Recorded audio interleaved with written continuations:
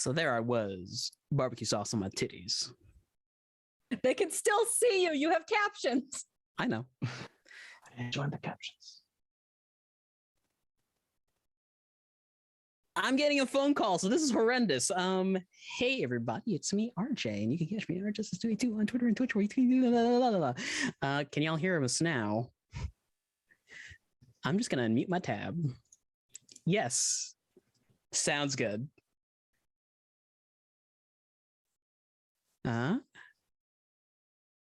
We cannot hear you yet. Emote only chats on. I have. I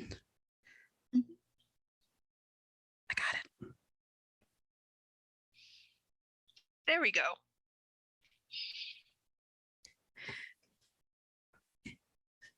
Technical difficulties. Do. Sarah, can you say something for me too? YouTube can hear us and Twitch can hear us. No. Well, while you're working on that, hi everybody. I muted the wrong thing. Hi everybody. I'm your storyteller for today, and my name is RJ. And today we'll be taking you through the new Halcyon Bureau of Investigations case files. This one is going to be case file 0025, the Hollybrooke Drive incident. Joining me today will be our lovely cast, and we'll start off with Wings. Introduce yourself.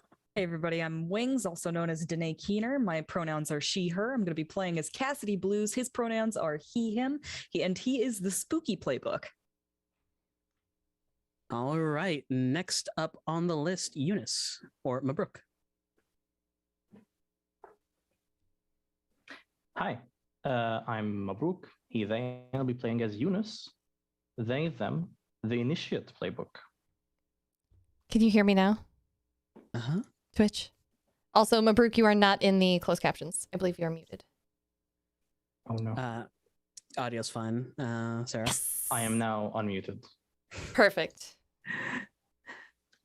Jennifer, if you will. Hi, I'm Jennifer. I'll be playing Devin. She goes by she, her. I go by she, her. And Devin is the Spellslinger's playbook. Last but definitely not least, a pleasure to know you, our very own HypeGoblin. That was the biggest sip of wine I have ever taken. Hi, everybody. I am back. You can hear me now in full HD. I am the HypeGoblin. I will be playing... Who am I playing today?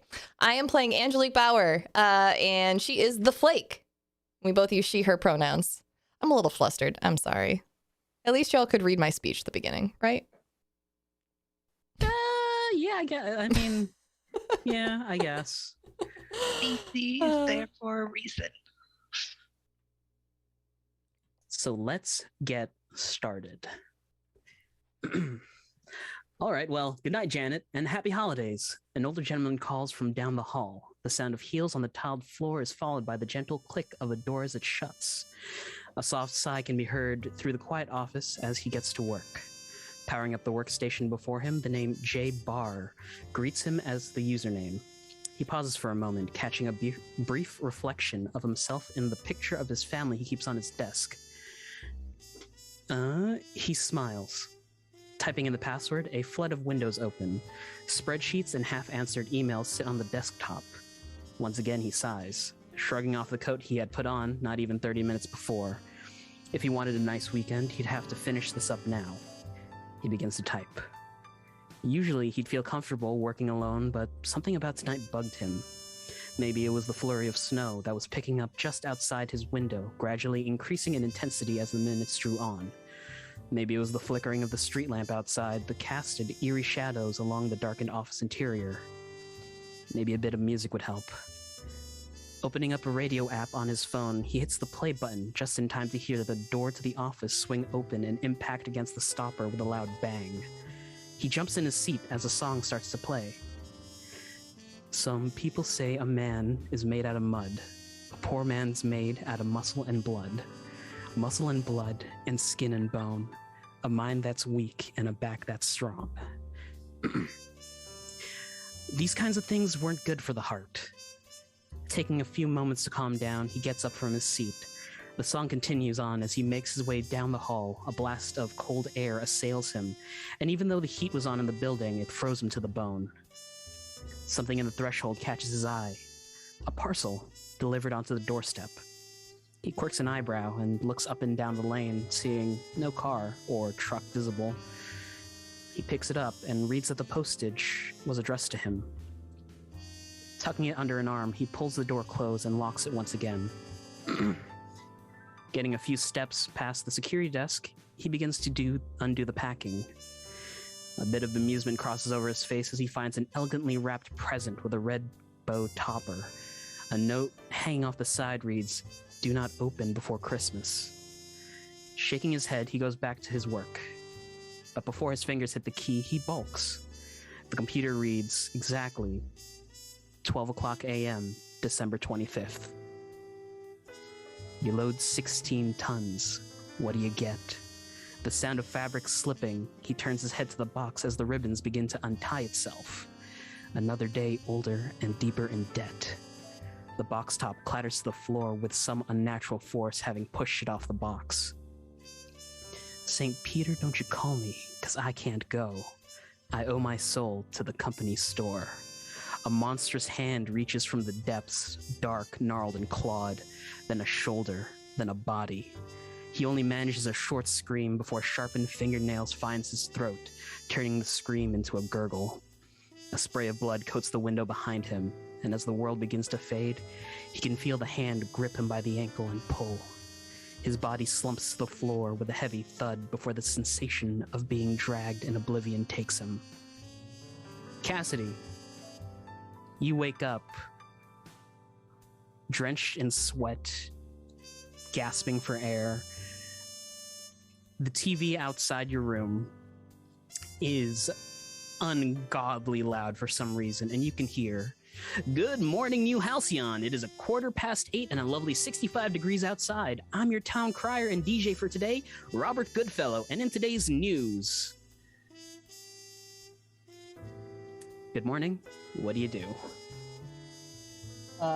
Cassidy stumbles out of bed, checks the clock, like it's AM, like 6 a.m., 7 a.m. It's 8:25. 8:25. All right, he probably got to bed at like 4 last night. I have a beginning of the mystery thing to roll, and it might have mechanical implications, so I'm just going to go ahead and roll it now. It's premonitions at the start of each mystery, roll plus weird. On a 10 or plus, you get a detailed version of something bad that is yet to happen. I reckon I already got that. But if I do get a 10 plus, I'll get a +1 forward to prevent it from happening. Or that's something that's already happened. It's something that's... Roll it, let's see. Okay. Submit. Nice. I got an 11. Which is that the hold one for attempting to stop it? Yeah. Okay. Yeah, you get a hold one to prevent it from happening. As you're looking at your clock, you can see specifically it reads December 24th. Okay. I think I'm going to... I think Cass, immediately, reaches for his phone, and the glass turns towards his face. And you get that one brief moment of looking down into an electronic object with the screen dark, and you've seen your own terrible face glaring back at you. Cass has dark circles under his eyes due to his terrible insomnia, and he's got this really messy mop of dark brown hair and these bright blue eyes, and he's going to pull that phone up and he's going to call whoever's in charge because something bad's about to happen. And I imagine they're on speed dial because I feel like this is Cass's job. Yeah, on speed dial is your boss. Their name is Angela Singh. And it picks up the phone. Cassidy, I hope you know it is it's almost 8:30 and you haven't been I got to the another office one. yet. Another one? Another one. It's gonna happen tonight. It's bad. Well, if you can get down to the office before 9 and prompt the team, we can get something going. Yeah, okay. I'll see you there. I'm Hangs already up. here. Oh. Angela looks up from her phone to you, Eunice. You were sitting across from them. It seems that Cassidy has something of a hit, if you don't mind getting the others. Sure, of course. Thank you, Eunice. And you I see... also have, sorry, one second. Angela is of Indian descent. They have a bindi mark on their forehead. It is the red dot. She's wearing basically a blazer over an opened back like V-neck shirt and like a power suit. It's very like big boss vibes. But go ahead. You have a do your opening move and describe yourself. Yeah. So Eunice is this younger, like mid-20s Middle Eastern person, and they have like a long hair tied into a ponytail, and they're wearing just like a shirt and a vest. And they seem like with their movement, it's a bit heavy. They have armor under there. Yeah, and when something like this happens, there's a move I need to make. Should I describe the move or just roll? Keep it. Please describe the move for everyone who, hasn't played Monsters of the Week. When I'm in good standing with my sect, which in that here it's the Bureu, I roll plus charm, and they provide me, if I roll well, I get information and like maybe some help on the mystery. If I don't, they ask me to do something bad, and if I fail, I'll be in trouble with the Bureu. So just pressing the button here.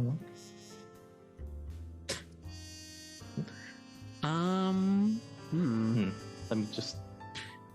I think you might need to just hit one of the rolls on the side. Oh, I got it. Yeah.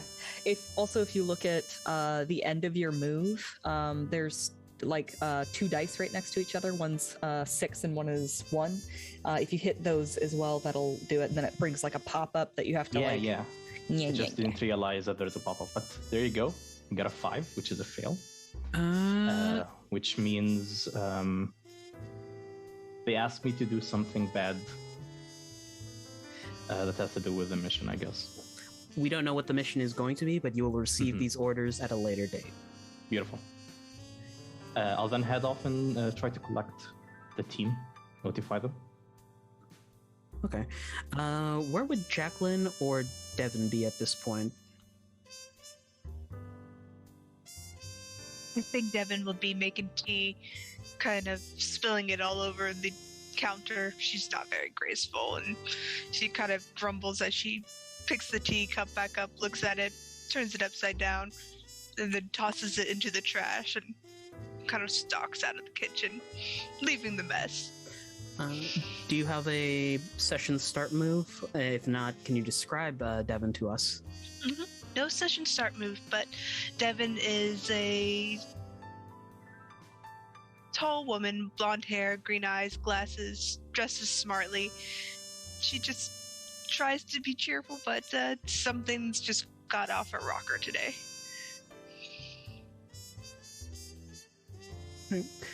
I imagine Jacqueline being Jacqueline. Would they work like as some sort of secretary for the Bureau because they have all of the contacts? Or Sorry, I just realized that I'm playing Jacqueline. Yeah, probably. She will handle contacting folks that the Bureau's worked with before, as well as maintaining her own little dossier of contacts. Okay. Do you have a session start move? If not, I please do. describe yourself. Let's see. I get to connect the dots at the beginning of each mystery. I look for the wider patterns. So let's see what I get. Oh, there's a thing I have to click. I roll. Okay.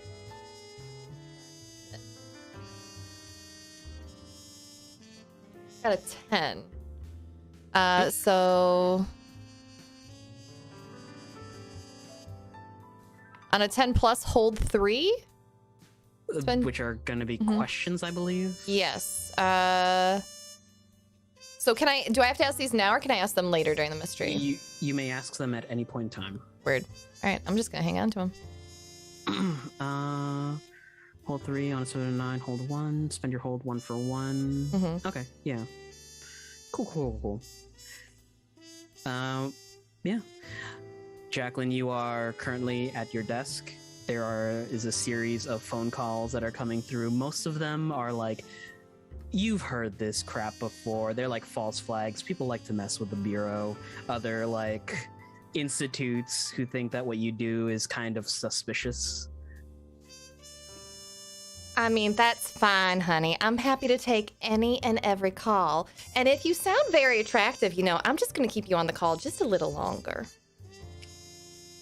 There is a panicked click from the other side. Okay, bye-bye. Thank you for calling. Have a great day now. Hangs up. But Eunice, you walk into the rest of the office, spotting Devin and Jacqueline. They are part of your team. Devin, Jacqueline, Cassidy there's a new possible hit. We're rounding up. Oh, really? Oh, that's such a shame. Fieldwork. I had a date tonight. Shoot. Fieldwork. Fieldwork is Yes. good. Does anyone have like a sandwich Kinda. baggie? I'll get you one. And I just leave the All right. Why do you need a baggie, Okay. honey? I spilled some tea leaves, and they're actually pretty good for consumables. I need to go dig them out of the trash. I put them in the trash by accident. Honey, I how about we I just come back with the baggies. pick Thank you up you. some new tea leaves? But I've already boiled these ones. Well, we can get you some new ones that haven't been in the garbage trash, and just, But That's they're a little- perfectly boiled tea leaves. But they're currently in the trash. I'm gonna go get my tea leaves. Should we be worried about her health? Back in college, we used to put like the tea bags on drying, like where you dry your clothes as well, so that we can reuse them. You can save a few cents. See, this is why I always listen to my mama, and I drink coffee. I took the coffee grounds too out of the. Why are you taking those coffee grounds out of the trash? They're really good consumables. Consumables. Yep, stuffs it in a bag. Let's go. Thanks for the baggies. We're gonna have to keep a close eye on that one. I cleaned up the kitchen. Did not clean up the kitchen. Bit of flashbacking / forwarding. It's a transition back to Cassidy. Cassidy, as you're making your way out of the house, you spot a note on the fridge, and it reads, "Found your old man by a bar. Brought him home. Uncle Jay." And from the living room, you can hear like very loud snoring. He rolls his eyes, grabs the note off of the fridge, crumples it, and throws it. He's gonna pack up and leave. He throws a cardigan on, just whatever he was sleeping in, and heads out the door. As you head out the door, you hear a very soft honk at your feet. Your pet goose, Her Royal Highness, is off to see you away. Have a pet goose? Yeah, I told you you have a pet goose named Her Royal Highness. I thought you were joking. No. I hear Archie she's a never bit of a jokes. silly goose, too. But Cassidy, you catch. Do you own a car? Does that start? Is that I don't something in think your plan? Cassidy trusts himself to drive. He's got a bike. But you trust yourself to bike. Okay. Well, I mean, like, you Which- can do a whole lot less damage on a bike than if you fall asleep up behind the wheel.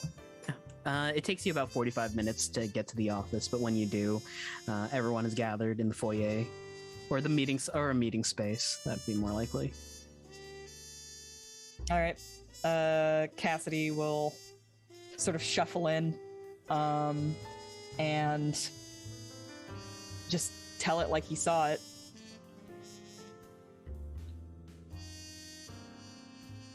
That's rough, buddy. So, any idea on where we're supposed to go? It's a good question. Did Cassidy see any, like, defining, like, logos, company logos or anything? I believe that could be a move. Let's do investigate a mystery. Okay. Cool. I can do that. So that's plus sharp. I'm not bad at that. I gotta open this, and then I gotta say, yes, I want to roll that. That's a 7 with a mixed success. Mixed success. On a 79, hold a 1. And then you can ask one of the following questions from the keeper, or... Yeah, we'll say that taking a moment to steady yourself, I'll use the, was there any company logos?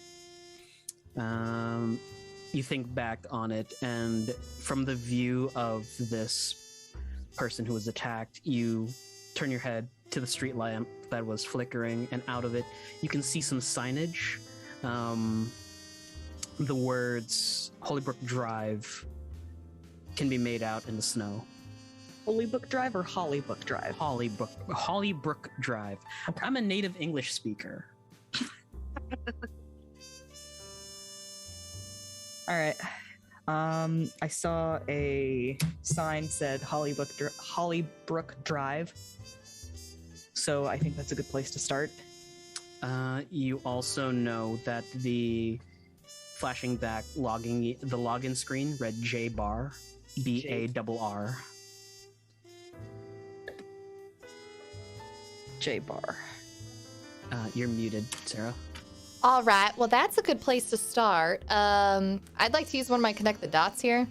Sure. I'd like to use, is this connected to a previous mystery that we have investigated? No. I would say no, this is not connected to a previous mystery. Hollybrook Drive itself, thinking on it, it's a quiet place. Not many residential, it's more office buildings.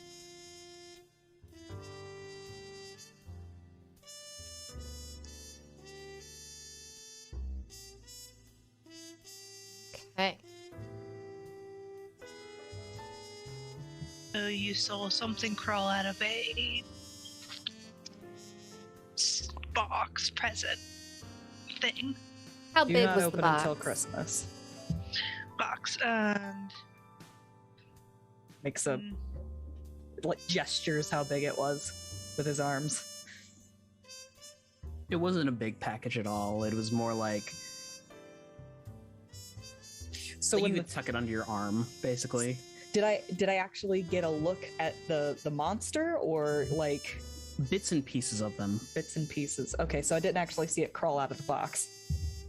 Okay, I just wanted to check because one time one of my girlfriends decided that she was going to send herself as a present to her boyfriend, and she had a box the size of a refrigerator to pop out of. So I was just making sure it wasn't one of those situations. No, it was a little small. Definitely a monster then. Yeah, well, I can ask some friends if they recognize the monster. Though the description, if you could give more on that, but if it's coming out of a small size, could narrow down. something with teeth or claws, or I don't know, some other way to eviscerate. Most of what we deal with has teeth and claws. Some of my old sorority sisters do too.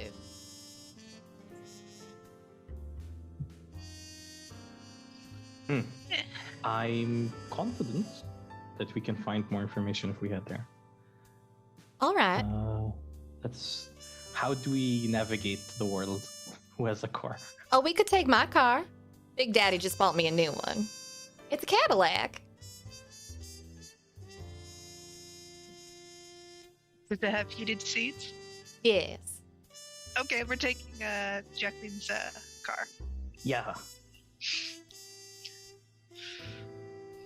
All right. Cassidy fills his thermos with coffee. Oh, there's coffee grounds. Okay. Were you about to say that there's coffee grounds in it? Yep. There's lots of coffee grounds in it. Just keeps on pouring. Okay. Is it still coffee? It's sludge. It'll keep you awake-ish. Coffee adjacent. It's the kind of guy who would like chew on coffee beans for sure. There's another investigator who's just walked up to the coffee machine, pours like a pot, thinking Cassidy has it, just takes a sip.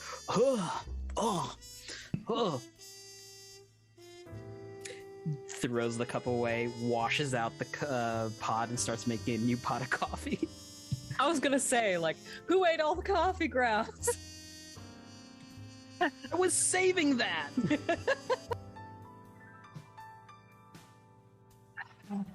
Do we want to stop by my friend's place, or do we just want to go to the office and dig around and attract a lot of attention to us? I don't know. How cute's your friend? Charming. Oh, let's go to your friend's place. Yeah, I agree. All right. Mhm. They're at a cafe. Come on. Gives Jacqueline the directions to the Vale. It is it's like 10 a.m. on a weekday, so traffic isn't too bad. You make some headway towards the Vale, taking like this long highway out of the city and then back in. The new Halcyon is based on a grid system plus like a ringed outer highway that makes things a little bit faster to traverse. Atlanta. Basically. But you make record time to the Vale. It is a quaint coffee shop. The outdoor seating has been boxed in with these wood frames and tarps, and there's like little space heaters in the ceiling. So if you want to sit outside and enjoy some coffee and like some decent weather, quote unquote, you could do that. There is the signage of the Vale in this dark oak green. Emblazoned on the side is a golden fairy that's pointing to the tip of the T.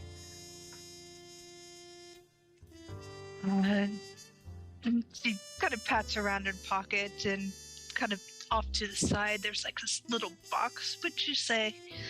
And she kind of sticks her revolver in it, covers it with her coat, and pulls out some sugar cubes. We gotta be polite, that's all.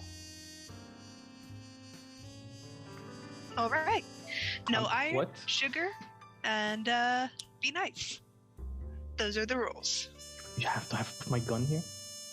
Don't bring your gun in, it's made of iron. Oh. Okay, I'll leave my... I'll go back to the car and like rummage through my things and put down like a knife and...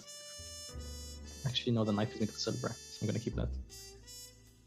And put the spear there and the gun. Everything's in the car. Why did you fit a spear under your coat? Eunice, you and I have to talk It was... anyways. It's here. It's cool. Anyway. Oh, right. I imagine it's always awkward for us getting in the car. Like, whoever has to sit with Eunice has to, like, maneuver with the I'm, spear. like, holding it. It, like, pokes out the window sometimes.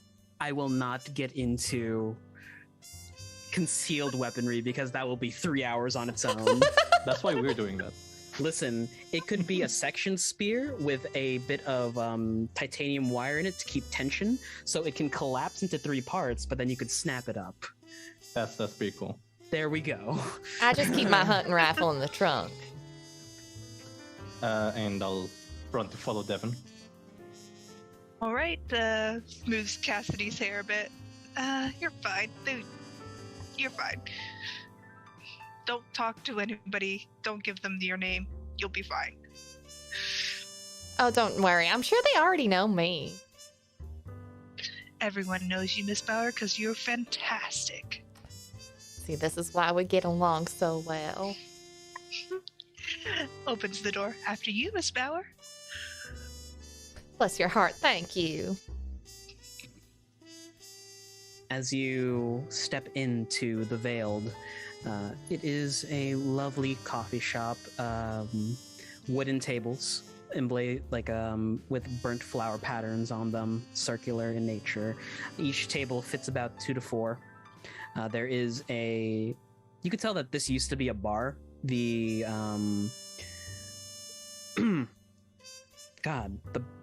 Where the barkeeper would stand normally, the barista, it is this heavy wooden just bar table. There are knickknacks and baubles hanging behind him in these sort of little glass alcoves. It's a younger gentleman, auburn hair kind of parted off to the side. They're wearing the uniform, which is a collared shirt, tie, and an apron with slacks and dress shoes. Sleeves rolled up because you get messy. Turning, waving to you, Devin. Hey, I brought some friends. Came for some information. Is this work information or is this for pleasure information? That's for later. Work information. Puts down the sugar cubes, then pulls out a full chocolate bar. They eye you, and with a practice hand, swipe it under the table. Follow me. All right. Turns to Eunice, don't touch anything. This time of day, there are a few bar patrons. There's a woman in almost Gothic Victorian dress in the back corner with a veil over her face. Sitting across from her is a man in a white suit, and they are just chatting casually to each other.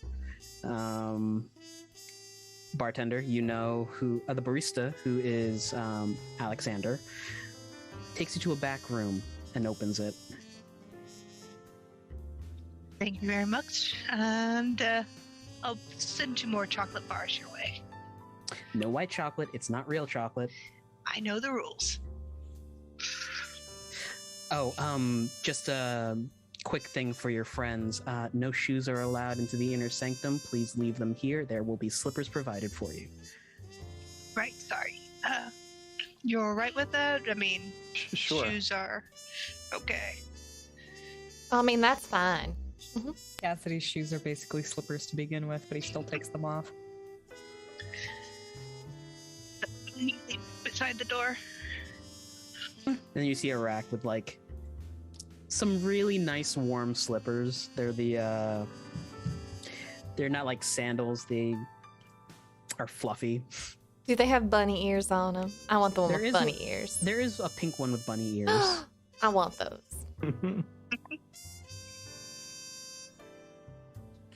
All right. And as you leave your shoes and enter the inner sanctum, you can hear a small scuttling behind you and a little gleeful giggle.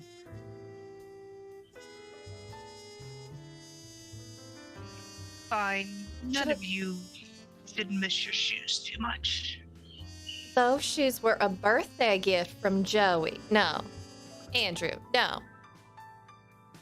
Steven. I hope they don't go Michael. missing. Maybe, was it Michael? Shoot. Well, anyways, they were a birthday gift for my birthday this year, so I'm very attached. Another year, though, and I mean, they can have them.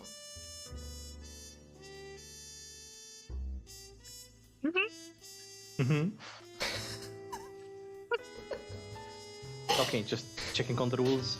No sharing names, no shoes, no touching anything. Anything else should keep in mind? No iron. I'm writing this down on a notebook. Always be polite. Even when you Yep. shouldn't be. Well, why? Okay, sure. Is asked. Okay, I'm not gonna question anything. I'm gonna add that to. For both Cause's peace of mind and Devin, you know that this place is run by the Sealy Court. She's just messing with Eunice at this point. Okay. I know. Anyways, I hope you like spring and summer in the middle of winter. Let's go. He steps in towards the sanctum. As Devin says this, you are hit with the smell of, yes, spring and summer. There is pollen in the air, so I hope all of you brought Claritin. This place is a lot bigger than it is on the outside. It looks like someone has set up a small garden in the corner with a miniature waterfall and pond. There is what looks like... What's this? Sorry, I just rolled for allergies. You are eyes watering. If you've ever had sleep deprivation and allergies before, this is literal hell. Fine. Set up in the middle of the room of this inner sanctum, again, a circular table. There is a parasol that reaches about 5 feet off of it, and sitting in front of what looks like an old ham radio is... You can't really tell what they are. Maybe they're a guy, maybe they're a gal. It's weird. They are both beautiful and handsome at the same time. Silvered hair tied back in a ponytail. They have these headphones on and they are saying something into the mic. You hear... Well, that's it for me today. Now is our hour of Christmas music. I hope you all enjoy. This has been Robert Goodfellow signing out. They look up from the ham radio and... Oh, hey, Devin. Hey there, Robert. You giving the spirits their due, then? For the most part, I don't know. When this time of year rolls around, I have, like, this one cassette I play from the 70s, and it's just all the hits. I really haven't had to change the playlist often. Kind of repetitive year after year. Mm-hmm. Except for when a certain singer starts their rant about wanting you for Christmas. It's weird. I think that's like a hag thing. I mean, yeah. And then the Christmas bubble monster hags. comes out of their cave for... They are doing very well. They got married. I'm very happy for them. Okay. Well, what can I do for you today? Sits down and kind of motions over to Cassidy. Friend saw something they shouldn't have, and we're going to track it down. But we don't know what it is, and we're hoping you did. Well, if it's Faye, I can pin it in the right guide you in the right direction. All right, give me the deets. Looks to Cassidy. Tell Mr. Goodfellow about this friendly monster of yours. Friendly. Yeah. I don't know. Do you know any monsters that have something to do with Christmas? Hide in presents. Quite a few to deal with Christmas. I don't know about... They stand, and as they do, the background changes, and you can see 3 shelves of books appear behind them. They reach out, grab one, and start flipping through it. Red Cap, Leprechaun, no. Kate Sith, no. I want to say that Cassidy is a little jumpy around magic. Most of all because I've figured that out of all of this group, Cassidy's probably the newest and probably has spent the least amount of time like actually involved in the magical world. Yeah, you're basically, I've got a hit, and then people will go out in your place to investigate. Right. And part of it is like, he has been known to have hallucinations, so sometimes he doesn't know what's real and what's not. Oh, don't worry, honey. That actually just happened. Okay, thanks. Mm-hmm. Now, Robert, it came out of a box no bigger than a shoebox, right? Something like that. How big was it after it got out? Same It got- size. About the same size? So it didn't just like grow. Something to do with spatial? That's why I thought of you. No. There's also this song playing. I don't know if it was relevant. Something about the company store. 16 tons. Thought you might know it. Just sort of like glances at all the radio equipment around. They snap the book shut and shelve it. Now, I've heard it through the grapevine that some things were happening.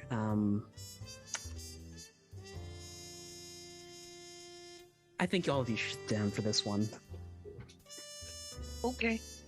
He immediately sits down. Tea, coffee, anyone? Oh, I'll take a cup of coffee. They Sam. I look smile towards wickedly. them.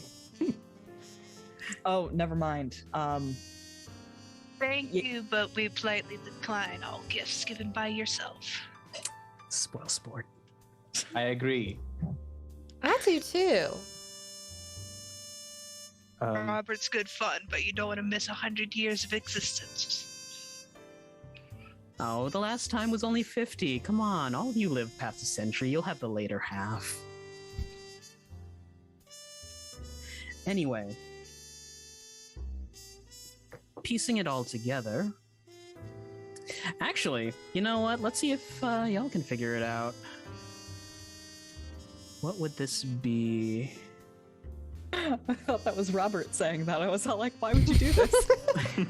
Well, let's see if all of you can. That'd be funny Let's too. play a game. Trixie Faye!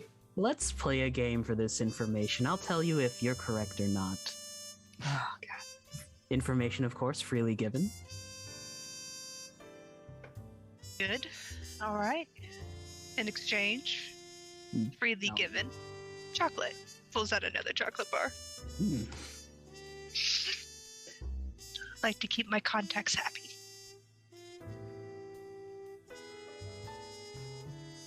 Investigate a mystery. So what I'm getting is that everyone here has a significant sweet tooth. Some of us have foot fetishes. Oh, so the shoe thing? Is that you? No, that's not me. That's Chauncey. Good to know. I don't think I'll be using the shoes again. Can I take the slippers? I can't take anything. Never Oh, mind. no. I'll You, leave you without them. misunderstand. They'll fix your shoes up right. Mm-hmm. They have a thing for that. Elves are weird, man. What do I roll to investigate a mystery? Investigating a mystery, I believe, is sharp. It's sharp.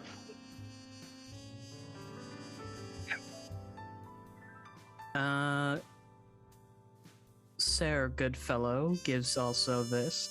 Well, whatever this Mr. Barr did, he might have been extremely naughty. Might have gone on a list. There's an actual list for that?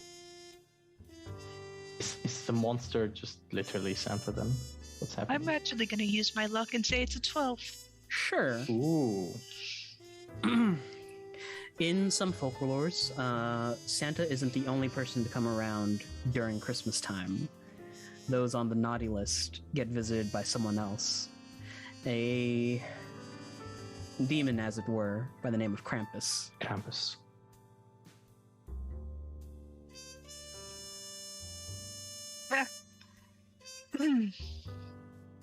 Oh boy. Looks to Cassidy. Oh boy. And what does this Krampus fellow want with people? Cassidy's looking down at his phone, Googling Krampus, spelled with They're a on C. they're on the bad list, so I'd imagine Campus wants. Google comes up. Did you mean Yeah. Krampus, spelled with a K? No, you actually get a hit for a dance crew. Huh. They mostly do like crump dancing. And then somebody says Cassidy, and he like looks up and remembers what he was doing. Yeah, hold on. And then like Google's Krampus for real. I'm sorry, there was a question. So what does this Krampus fellow actually want? Well, back in ye olden days, he was sent out to scare misbehaving children. But he didn't take a child. He took a whole grown man. That's the problem. Also, weirdly, did you know it wasn't December 25th that good old Fey Nick and Krampus visited people? It's actually December 5th. December 25th was made popularized by the Hallmark. Well, then that can't be right because this thing is attacking tonight at midnight. I don't know what to tell you. That's a bit out of my purview. That's a bit more of Unseelie Court territory. We're not going there. Sorry, I don't keep that kind of company. I mean, do they like chocolate too? I have a whole chocolate fountain that I could just take with us. Well, We've had it ever since my 16th birthday party, and I don't really use it all that much. Well, maybe once or do twice. fondue But... night. But no, they like different things. Much different things, as in we're not gonna go bother them, especially since winter is their month. Well, all right, but I offer. I appreciate it.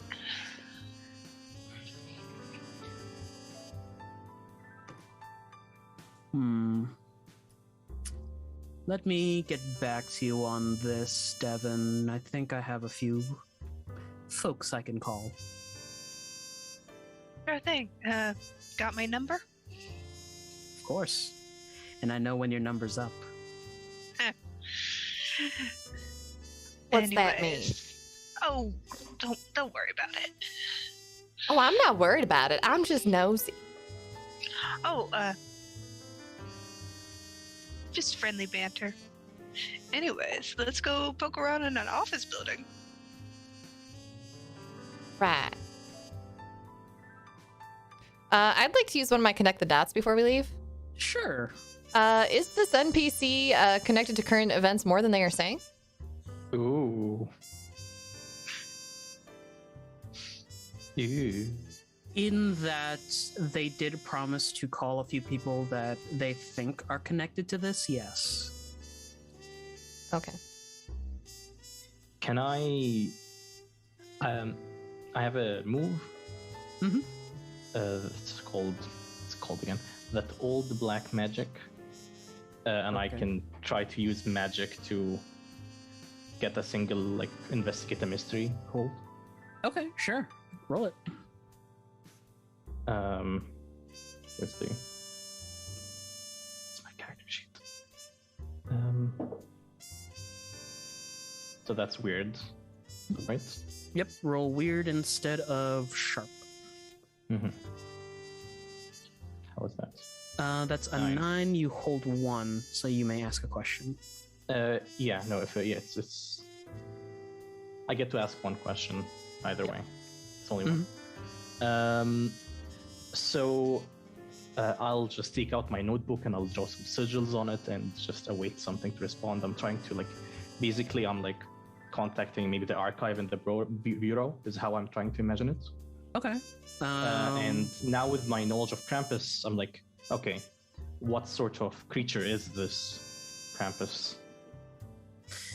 Almost like as you write out the question, immediately in a different hand, the words appear on your book. By all accounts, Krampus is a mythological creature that accompanies Saint Nicholas on their jaunts out during December 25th. To my knowledge, they are supposedly used to scare children into behaving for the next year. Interesting tidbit, there is a European tradition called Krampuskarten, where people will send gift cards to each other with the image of Krampus, and usually they'll have some sort of weird overtones, like threats and vague poems that are also veiled threats.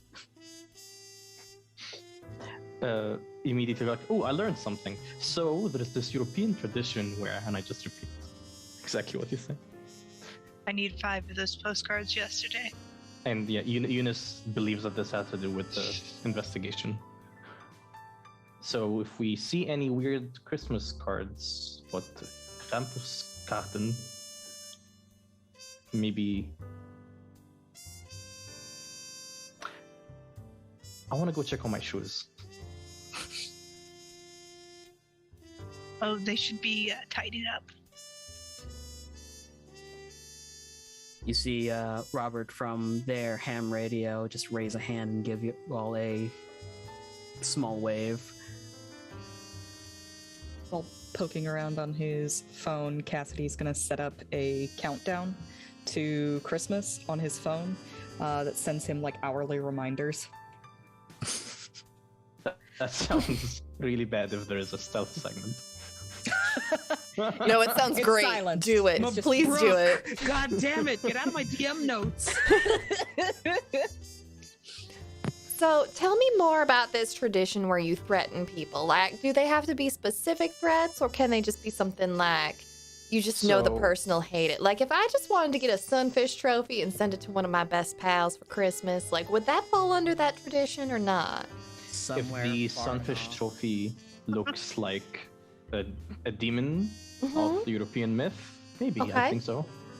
I mean, I could make it look like one. I could put little plastic horns on the fish. It's a little bit big. I'm not quite sure how I'm going to ship it, but Somewhere at the Bureau, there is one singular agent who is currently reading over a case file, looks up and just goes, "Fucking Jackie." Looks back down.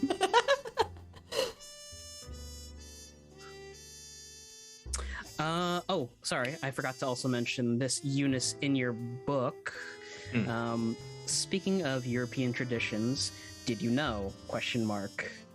There is an exhibit going on in the museum where someone basically found a bunch of old scrolls relating to St. Nicholas and the Christmas events.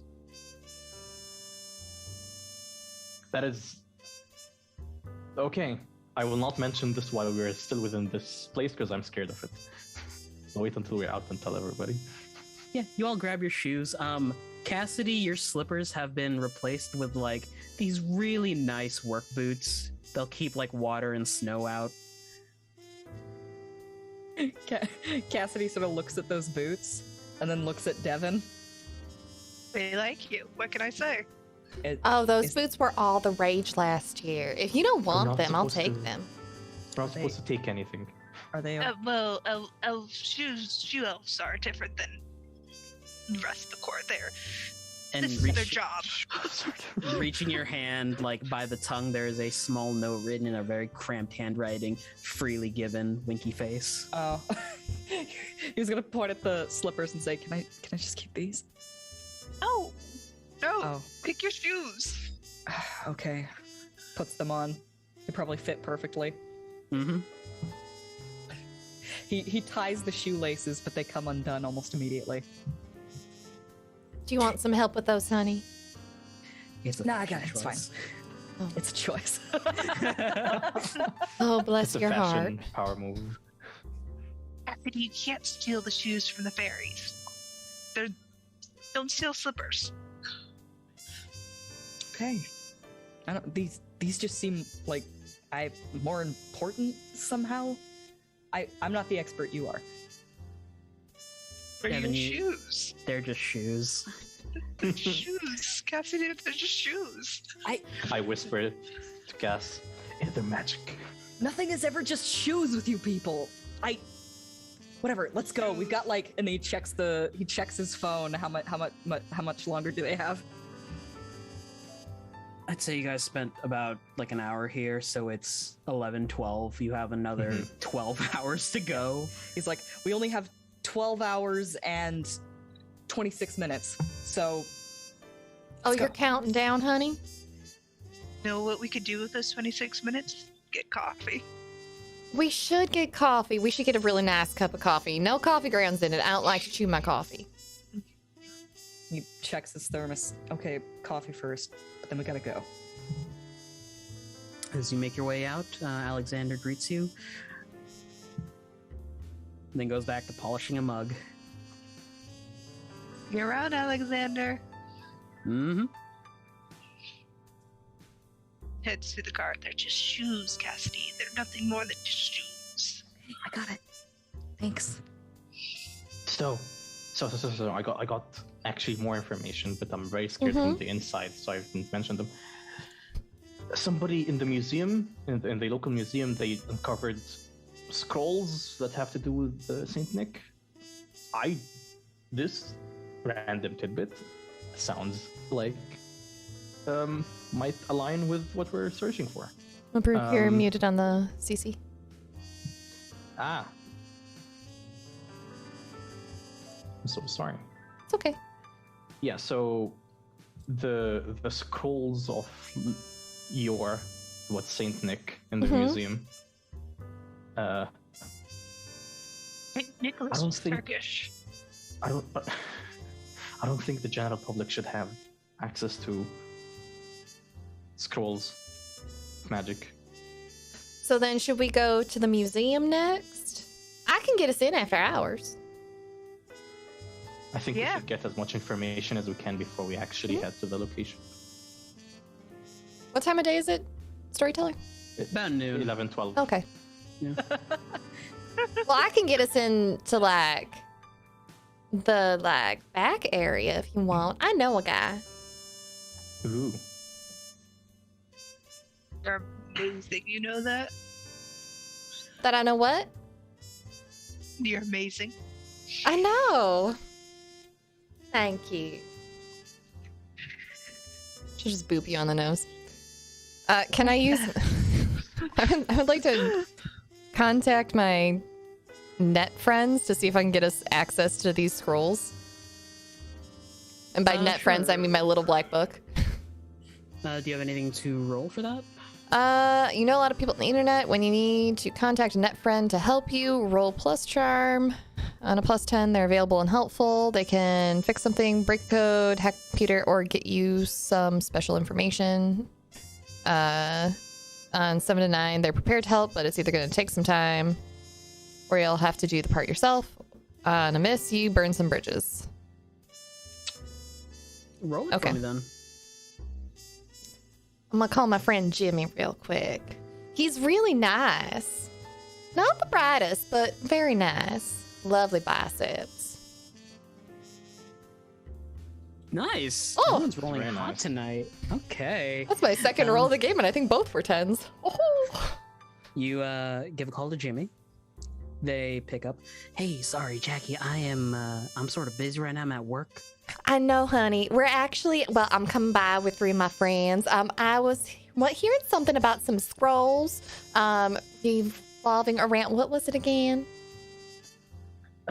Saint Nick. That had to do with Saint Nick. We were actually wondering if we could come take a look at them, like all up close and personal, maybe. Oh, yeah. You mean the Naughty Nice scrolls? Yeah, we'd really, really like to see those. Yeah, for sure. You swing by the back of the museum, I can let y'all in. Awesome. Third door on the left still. Oh, you know it, sugar. All right, y'all. I got us in. Let's go. You're the scariest person among us, and I respect that. I don't understand what you mean by that, but if it's in reference to my driving, I did pass my driver's ed test with flying colors. Texas? In Texas? What? No. Baby, I'm from Georgia.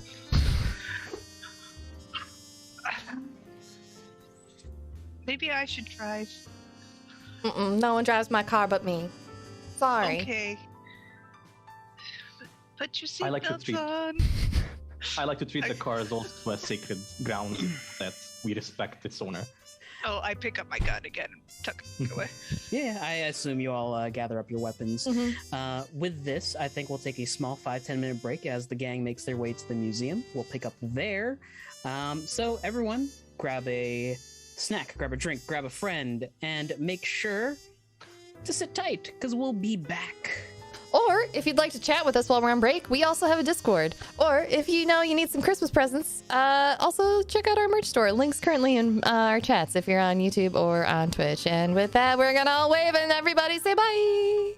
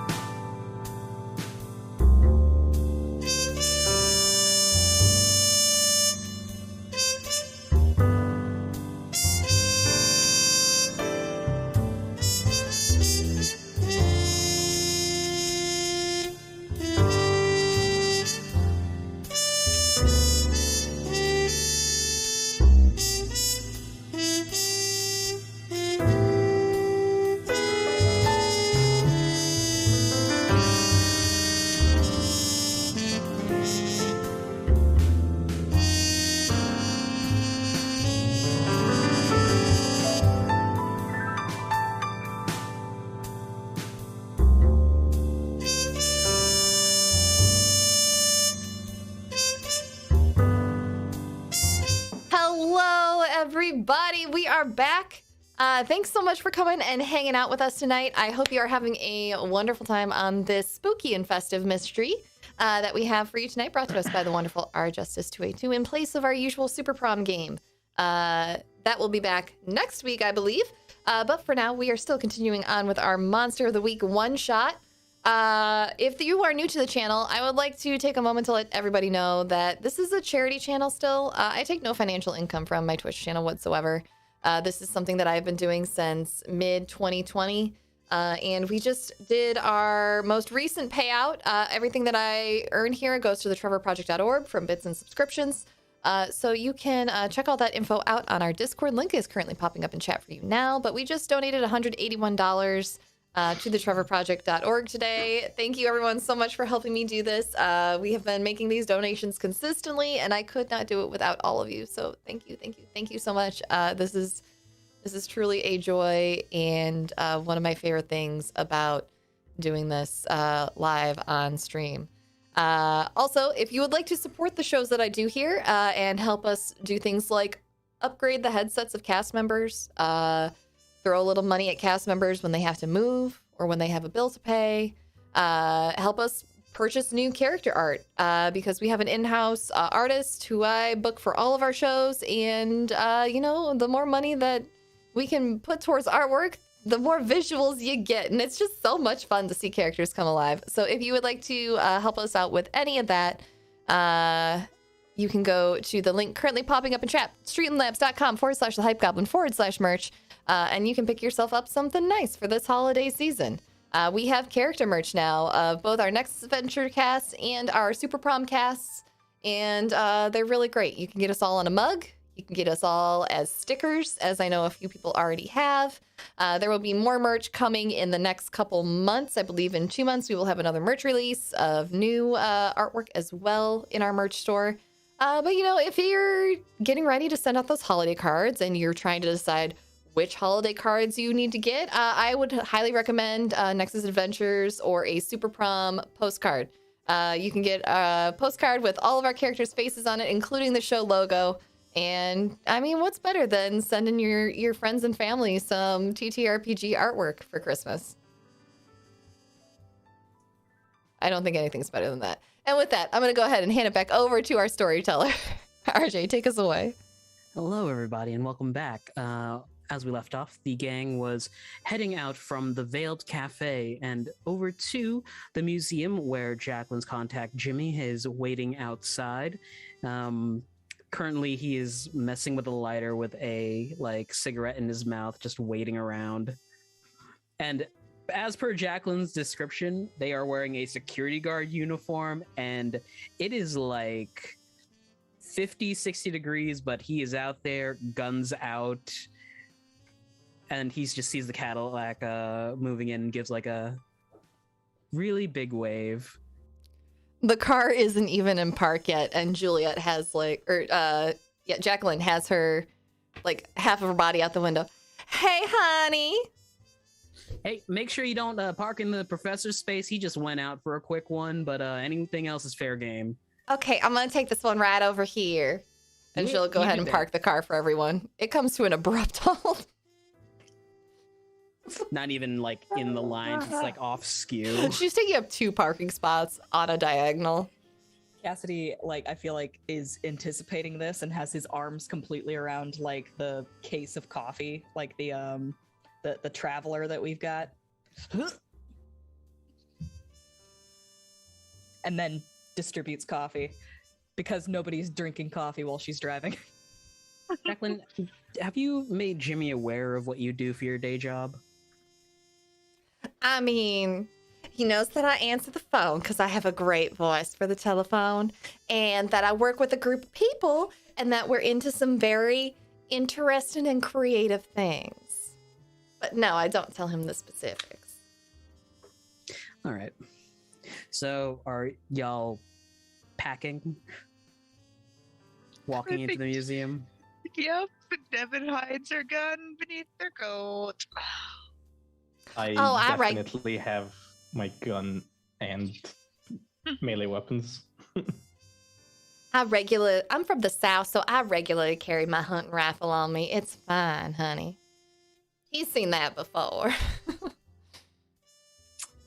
That's what they're calling it these days. Cassidy? Cassidy's got a pocket knife, but his 9mm is probably in a gun safe at home. You went to work without your firearm? He's not usually in, the fray. Okay. Well, as you all make your way to the back where the security office is, no, I'm not gonna let that happen. Jimmy walks past the cage where there is a set of monitors set up. There's another one of his coworkers. Her back is turned to you. He just yells, "I got some friends coming in. Don't tell anyone." And she just gives him a wave like, whatever. She doesn't care. It's a museum. It's not like they're planning a heist or anything. A heist? I don't know nothing about no heist, honey. I don't even know how to spell heist. I love this group. Right. So y'all were talking about finding the scrolls, right? Yes, they sound absolutely fascinating. All just scroll-like and rolled up, all nice and neat. Are we allowed to take pictures in here? No, it's a museum. No flash photography. I get back in line with behind one of the other members. Right. Well, one of the scrolls is here. The professor took the other one out real quick. Said something about carbon dating. Oh, really? I thought to myself, well, Farmers Only's online. What's your professor's name? Harkin. Okay. Cool. Did you recognize the name?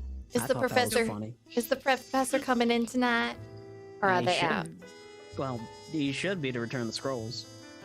All right. I thought my joke was funny. Leads you all out. He said that joke. Did you make a joke, honey? Yeah, I said he went out to go and carbon date the scrolls, but I said Farmers Only's online. Oh, sorry, honey. I've never used one of those websites before. I didn't understand what you were saying. I thought you were talking about actual farmers that work out in the field. No, it's just hags collecting your information so they... Jimmy looks up to you, Devin. I'm sorry, did you say hags? Walks away. She has a bad relationship with her grandmother. Yeah, they don't get along very well. It's a very touchy subject. Better if you don't ask anything about it. So, Oh, all right. about these scrolls, tell me more. I'm just so interested. Are they on, paper? I don't know the real specifics. I just work here. That seems That's about security. right. I mean, if you ask one of the tour guys, I think they can give you some more information on it. How long ago was it found? Wait, we'll ask the other person, not you. Well, the art's been the artifact's been installed since the 5th. I at least know that. You're Really? very bright. Get on out of here. You're doing a good job. Puts up the thumb. Jimmy graduated at the top of his class for security school. Got a certificate and everything. I was gonna make the big leagues, but then I blew out my ACL. Mhm. Where are the scrolls? Yeah. Eunice is super awkward in this interaction and wants to get out of here. Yeah. They guide you over to a glass display case somewhere in the middle of the museum. You can see that the scrolls themselves have been unraveled slightly, so that you can see part of the writing inside of it. They are old. These are some very old scrolls. Like if you touched it in the wrong place, it feels like it would disintegrate. written on some form of preserved parchment. You can see on left side some writing, on the right side some numbers. Is it in like language that we know? Do any of y'all speak? God, what was Saint Nick? Not Turkish, so Arabic, Hebrew, sure. Indian, I would say my character speaks Arabic, but Okay. Chinese, if it's Turkish, then it's Turkish. Turkey. Written in some form of older Germanic. But there is a placard that details that this is a list of, on the left side is a list of names, on the right side is some sort of numbering system that they cannot figure out.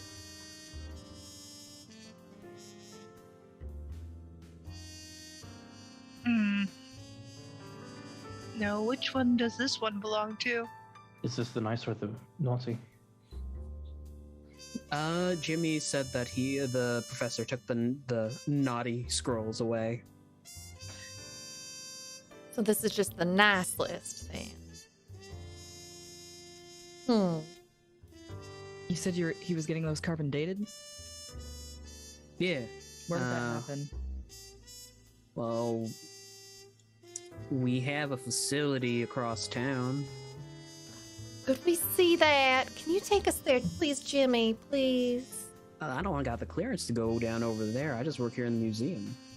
I mean, surely someone as smart and strong as you has friends that work over there. I mean, and she's like grabbing onto his arm, just cuddling in. I'm sure that you must know someone who would let you in there with a few friends who just want to see what that fascinating process must look like. Give me a manipulate someone roll, which is plus charm. Yep.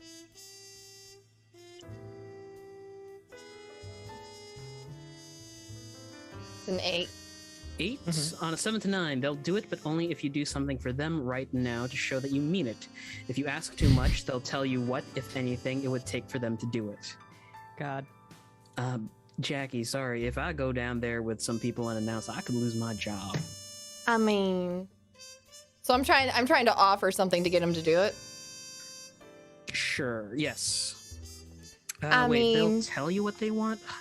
It's pretty, I mean, I did see some mistletoe hanging over the entrance. I could maybe be persuaded to walk over there with you. Light word of werewolves? No, it's the holiday let's go. season.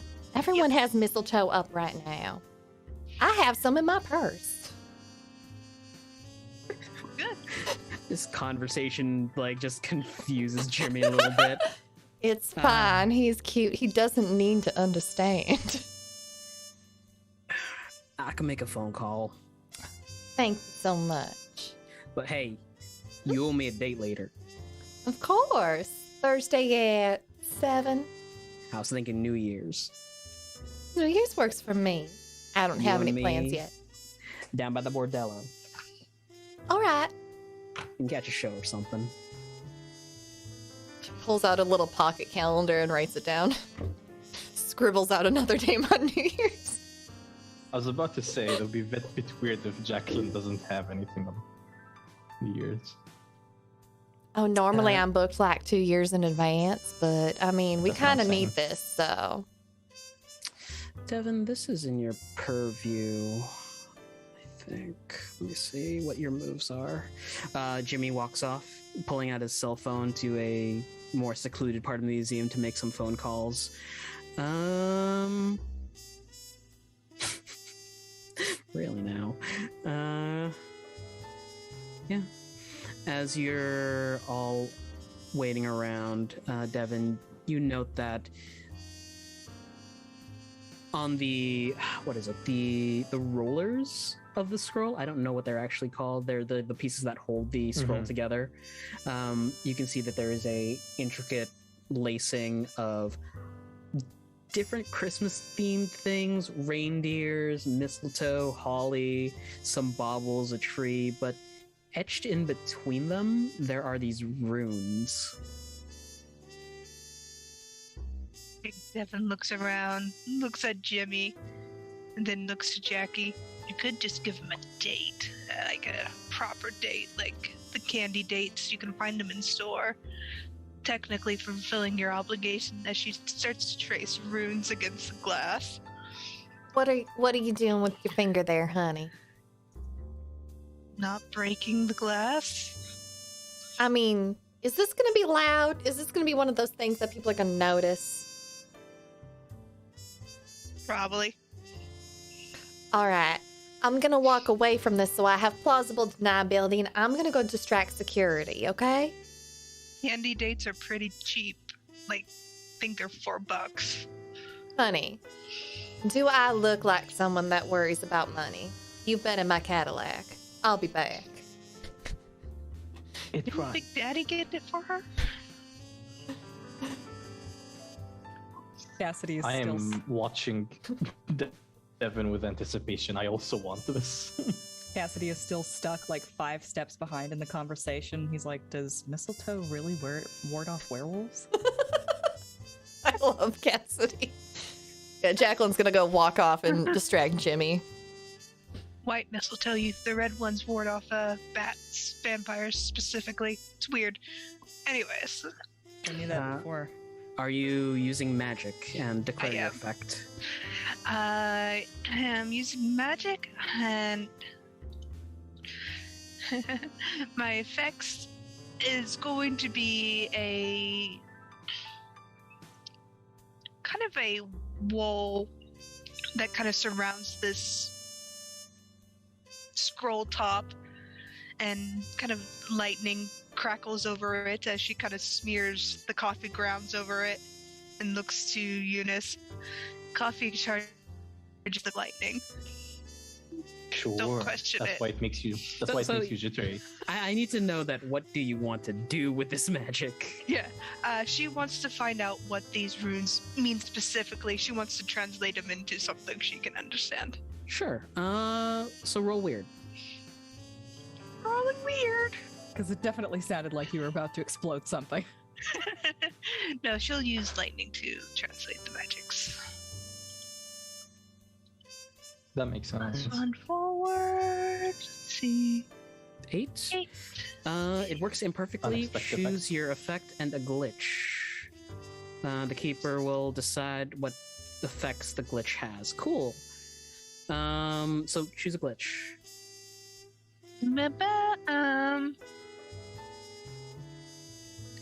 Let's see. Doesn't the armor one seems a bit of a cop out? Let's have problematic side effect. Why not? Cool. Cool. I don't like how excited RJ is about that. This is the GM look of like, thank you for giving me fodder. Thank you for this meal. Well, I didn't want to use the net -1 R because that just seemed silly. I know this is you take damage. As you trace your finger and coffee grounds across the glass, there's a small crackling as the static discharges between your finger and the substance of the coffee grounds, and the words begin to translate. Gunther Schumacher, plus 1,000. And it seems to be a list of names and what is basically a score on the scroll, on the scroll handles themselves. It's basically a magical spell that whenever someone does something good, their name will be written on the scroll and it'll keep track of like a tally. I think Devin kind of steps back and then looks to Eunice. There was a show and you would like it, but this is cool. Pearson does good things, they get a tally mark, and she looks to the list on the side. I'm guessing that's what that is. The show is like the nice place. No, it's called The Better Place. The better place. That's the one. You're right. Yeah. I'm okay. This is question to Storyteller. Yes. When I was told about the scrolls here, did I get the inclination that they wanted them to be removed from this location? For the time being, I guess inside your book there is another missive that's, for the time being, monitor these scrolls. If they are the genuine artifact, we will come in contact. If I have a way to contact them back, I will definitely tell them, yeah, this is... Yeah, you can this just is write some- in your book. Yeah, this is some deep stuff. This is definitely real. We are right next to the artifact. One of them, the other has been removed from here. Should I requisition this one? You get the notion that monitor this one. We don't know currently what the other one can do, so if you can requisition it, you are approved. I look at... Jacqueline is still distracting guards, right? Yeah. I look at Devin and Cassidy and like, I think we should take this. You want to take a scroll from a museum? Yes. I mean, So- I so guess what you could one- ask them, but I don't think that's gonna work. Can I...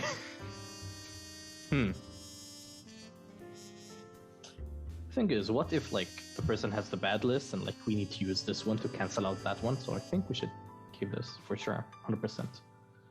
Also, Sure, the bureau walk us- wants it. Sure. Walk us through how you're going to take it from a guarded room with cameras and people watching.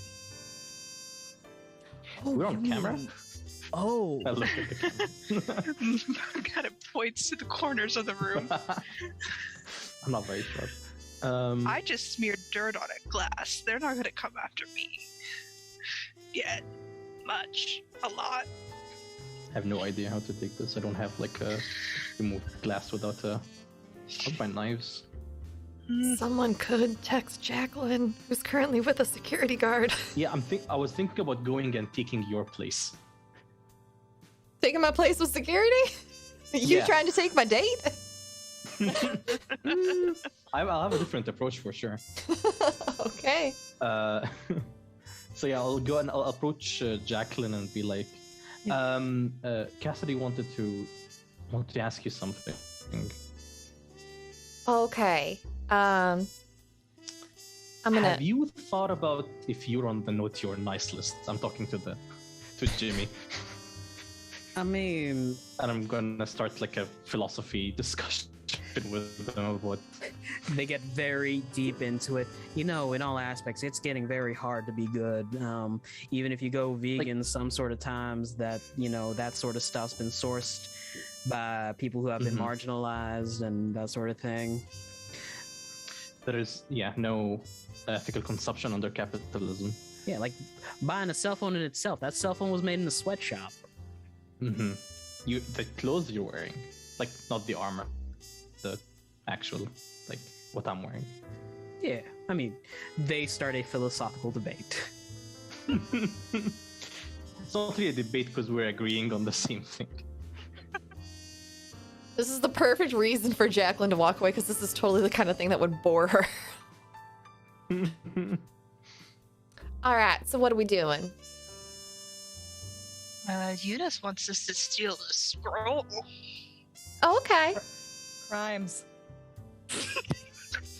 Welcome to the conversation, Cassidy. Do you know how to crime? Never done it before. I mean, would you like to learn how? It's not that difficult. I was going to shoot the cameras, but I want to hear what you're going to do before I shoot cameras. With what? Kind of pulls her coat aside. I've got a gun. I mean, I could just go and accidentally sit on the camera button in the security office if you'd like me to. Okay. Okay. I'm gonna send Eunice back here. Who's gonna drive the getaway car? I'm gonna be a little busy. I can drive. All right, here's my keys. Thanks. I'm gonna go back over to Jimmy and Eunice. Jimmy, honey, could you show me that thing in the security office again? What do you mean?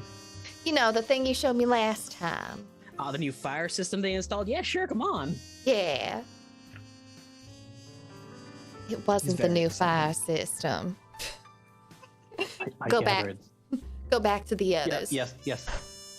For us.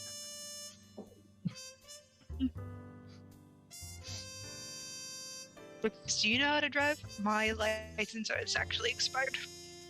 I have a license. I know how to drive. Do not have a Give us license. the keys. Cool.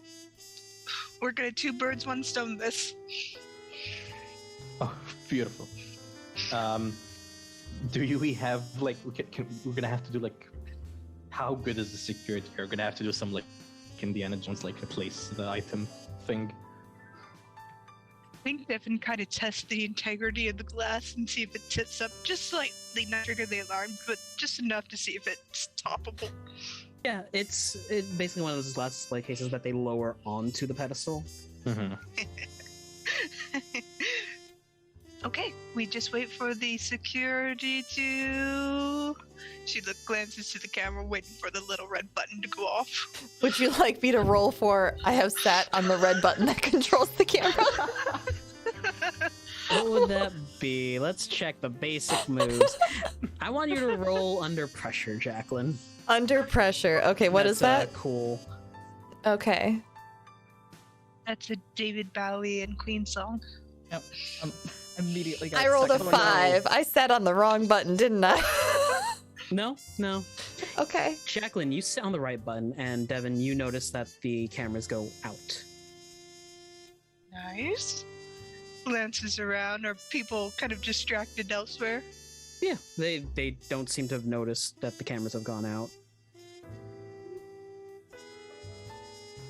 All right, how fast do you think Cassidy can snatch a scroll?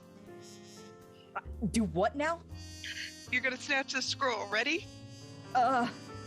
Pushes the glass over. Go. Baby's first crime. Devin, as you push the glass over, you are vaguely aware that even if the power goes out, there are backup generators in the museum, and a silent alarm trips. I got it. Cassidy. Run. Congratulations, you're an international thief. Run. Ah! And as the silent alarm trips, there is the clattering of gates that are coming down from different areas of the museum and different thoroughfares. Oh boy.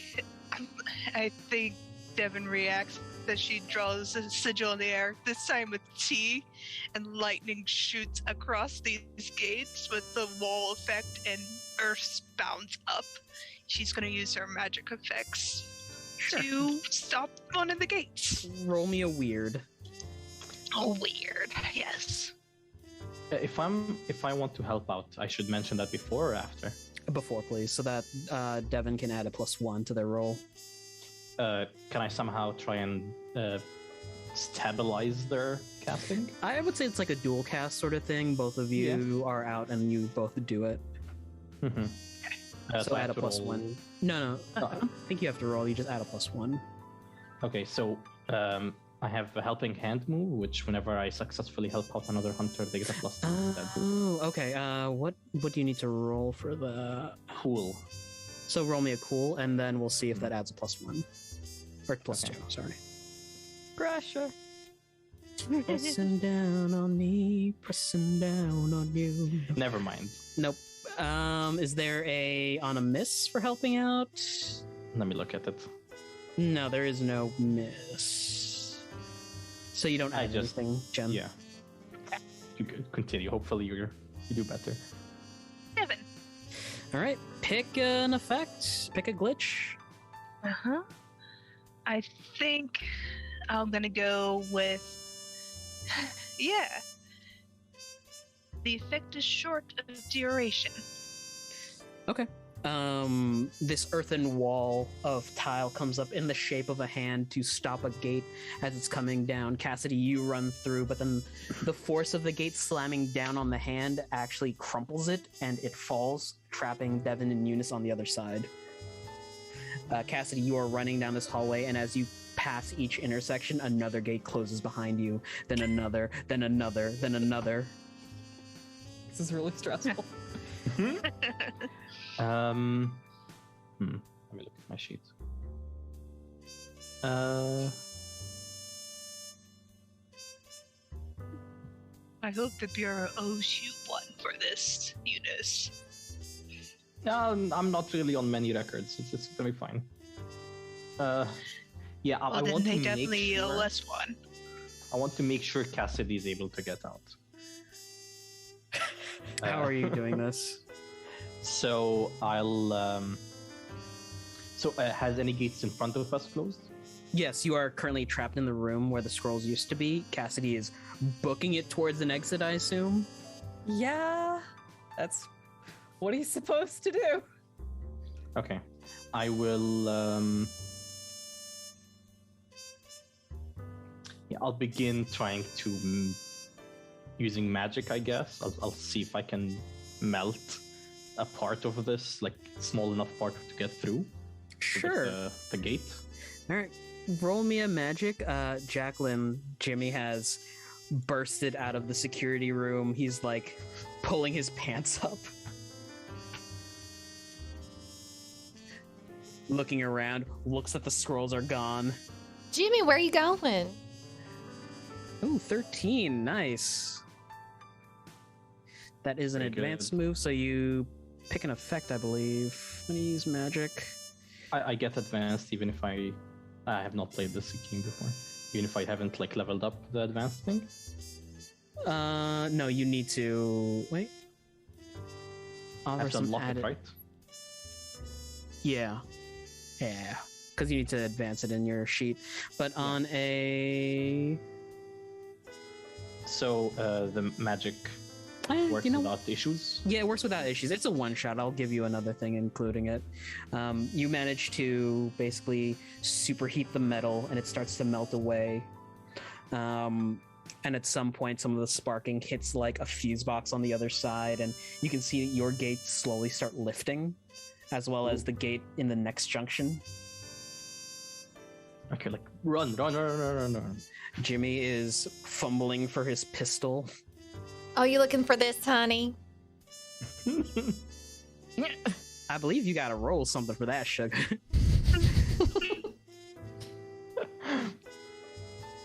Yeah, act under pressure again. Okay, what was that? That was plus charm? It's plus cool. Cool. Trying to sneak in your charm. Pressure. Oh no. You are saying looking for this, honey. It is your own pistol, and he's holding up his like. Oh, wait, that's my hunting rifle. Sorry. God damn it, Jackie! What'd you do?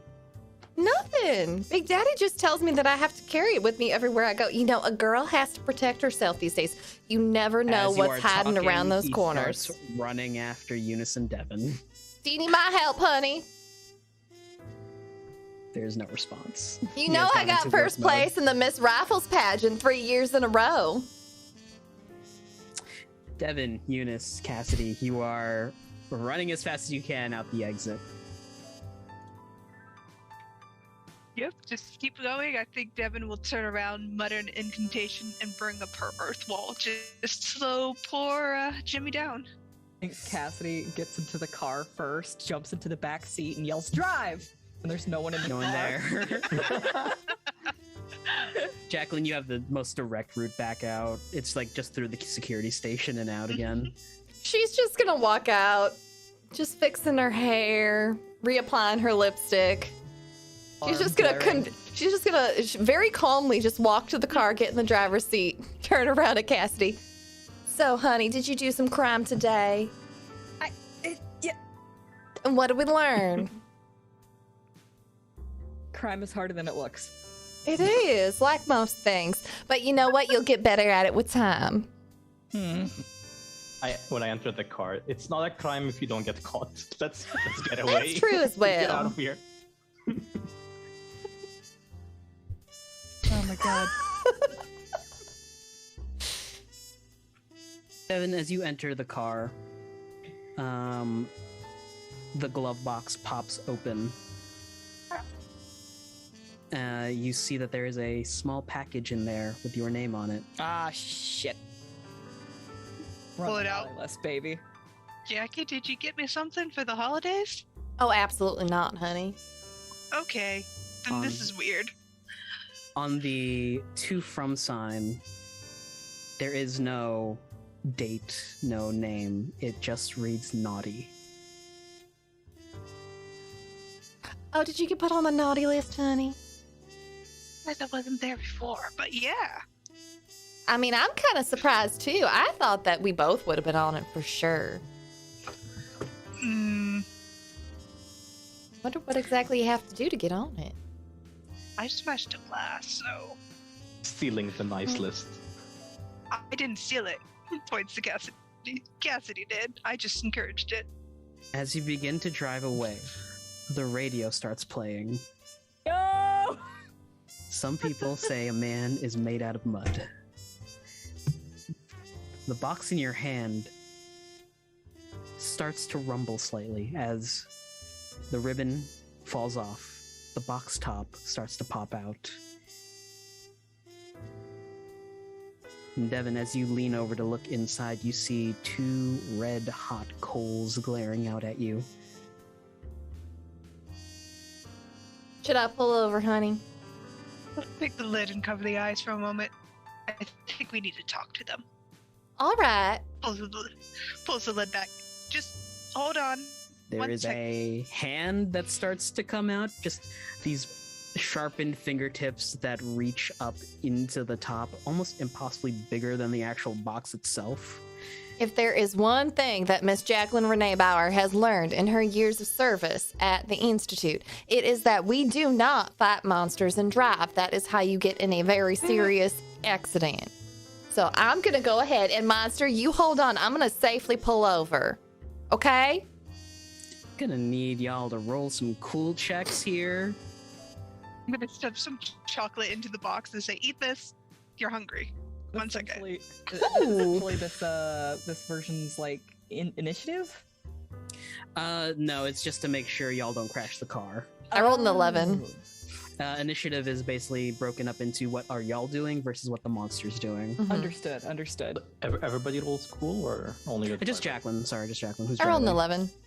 Cool. You managed to Very good. find a spot on the freeway to pull over. The box is beginning to violently rumble now. Is it one of those turnarounds that says "Do not enter"? Yeah, it leads off Okay. into like some woods. All right, everybody out of my car. Big Daddy won't buy me another one if I wreck this one. A deer hit it. I think that's fine. A deer hit it. Cassidy doesn't move. His eyes just go white. He's going to tune in. Describe to me what that does. You can attune your mind to the monster or minion. Roll plus weird. This is essentially a investigate a mystery roll, but with weird. Okay. With specific questions about the monster. Do it.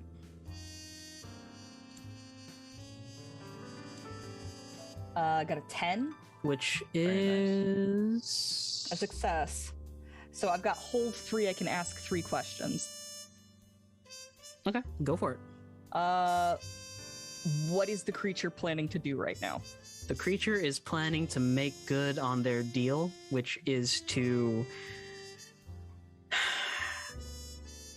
eliminate someone naughty. Okay.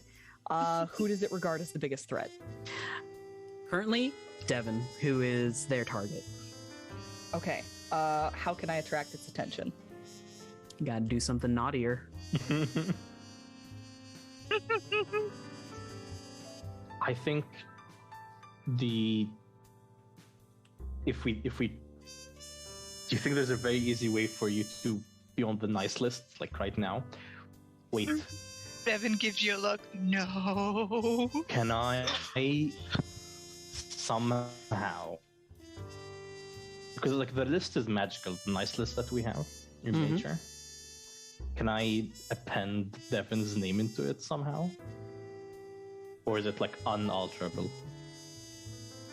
Don't know till you try. Yeah, okay. What do I do?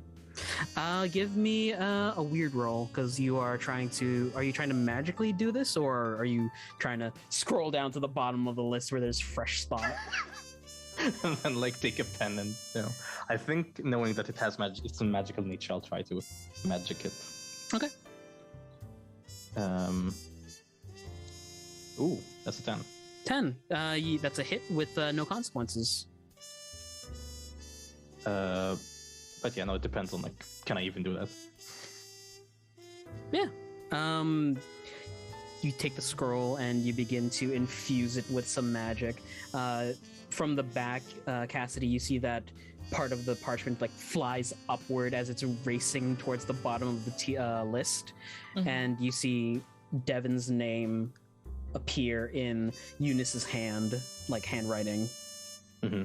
And Devin, the box, from inside the box, there is a low growl as if this monster's disappointed, and it settles down. Like, are you now on both the naughty and the nice list at the same time? No. Picks up the box and kind of looks into it. The box You is still there. good? Those glowing ember eyes are gone. Oh.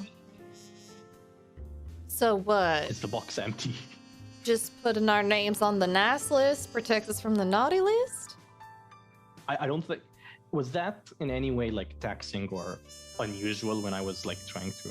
No, you rolled high enough that there's no repercussion. I am... Devin, But Eunice would be scared that... I'm scared of manipulating this anymore. It looks like it might fracture. after the events in the car, Devin, you notice that there is a weight to the box now. Tipping it over, there is a lump of coal. Kind of holds it up and tucks it into her pouch. Demon blessed coal. Gotta be a good consumable. I'm concerned about your obsession with consumables, but so is it That's how I gone? do magic. Are consumables like things you eat or things you use? She holds up her hand and there's just a flash of magic. Okay, And so it's like a cast Okay, so it's a how I cast component. Magic. gotcha. Yeah. You don't I eat- thought you were saying Okay. consumables like things you can It's eat. called consumables here. Okay. Like they're consumed Gotcha. by the magic.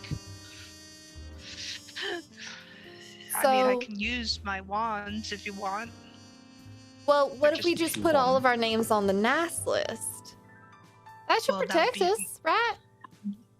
Well, Eunice should be on that nice list. I don't think putting us on the nice list by force is a good thing. Eunice is there because it was a selfless act, I suppose. Look, I the would- list might be there. I was terrified of somehow destroying it by mistake. But like the thing is, I believe that we might want to be at the naughty list at some point to attract its attention when we want to actually, In the Cassidy, professor. Cassidy kind of like rubs his eyes. It doesn't have to be one of us. I can see into the monster's mind. I know where it's gonna attack next. Oh, really? Well, I don't like doing it. It's not fun. That thing was gonna kill you. Oh, I'm very well aware. Thanks for saving me. I mean- Professor, take the naughty list. And yeah, we need to go track him. we know that Krampus goes after children specifically. Right. But we're not in kids. this case, right? But Cassidy saw a person, a grown person, right? Mhm. What if conspiracy theory says this professor might have done it before, I mean, or What do you mean? is going after their enemies? Look, It could be, or what if these scrolls were recently recovered, right? Sure. What if they've just been missing since these people were kids? Maybe, but digs out the coal. Adults get coal, don't they? I don't know. I never got coal. I always get really nice presents on my Christmas morning. I don't know how Krampus works. They're confusing. I don't deal with demons. I'd like to remind everyone that diamonds are just hardened coal. They So are. you did get coal. I mean, I got a diamond one year for Christmas, but I had to give it back. I broke that off shortly after. The person?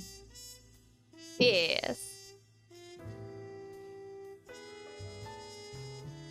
There's bodies buried in the forest somewhere. I want to know just because I'm impressed. Bodies in the forest?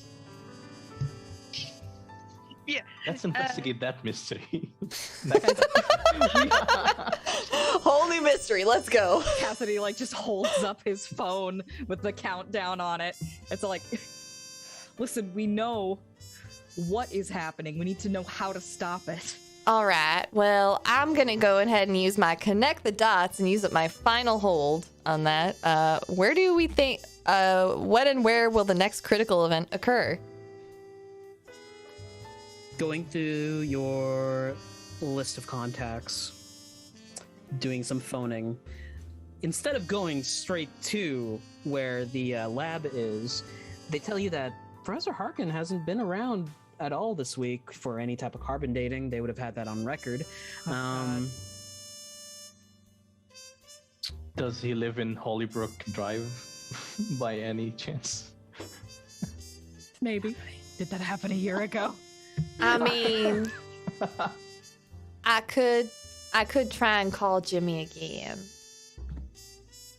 I think you kind of, I don't think Jimmy wants to talk to you again.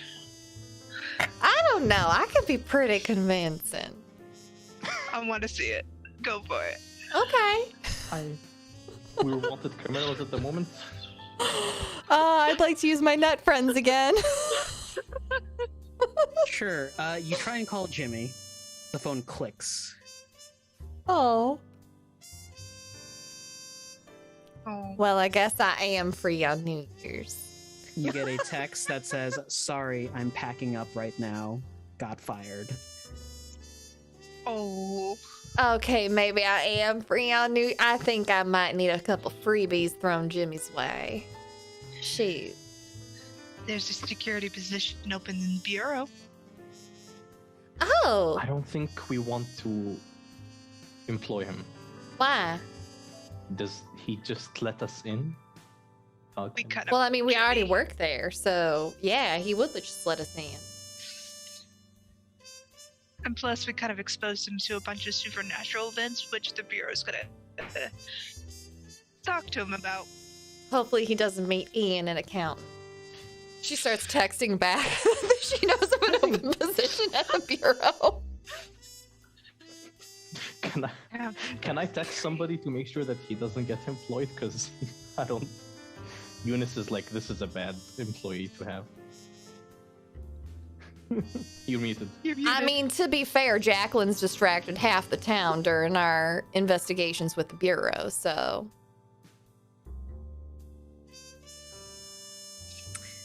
It's a very talk about it extensive after little game. black book.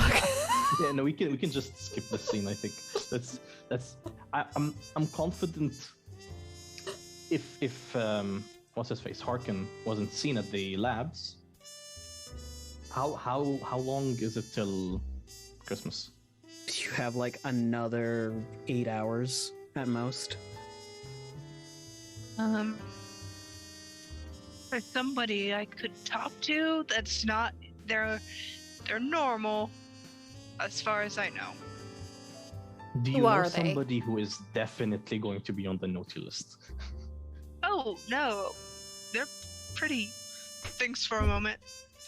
I don't think they've done anything illegally. We don't talk too often. Well, we talk a lot, but we don't talk about what we do in our work hours much. Why do you ask? Oh, because they might know where this professor hangs out since they're an archivist. No, I mean specifically, like, why do you ask if we know anybody who's specifically going to be on the naughty list? Because like they might be targeted by the Coal-Eye demon.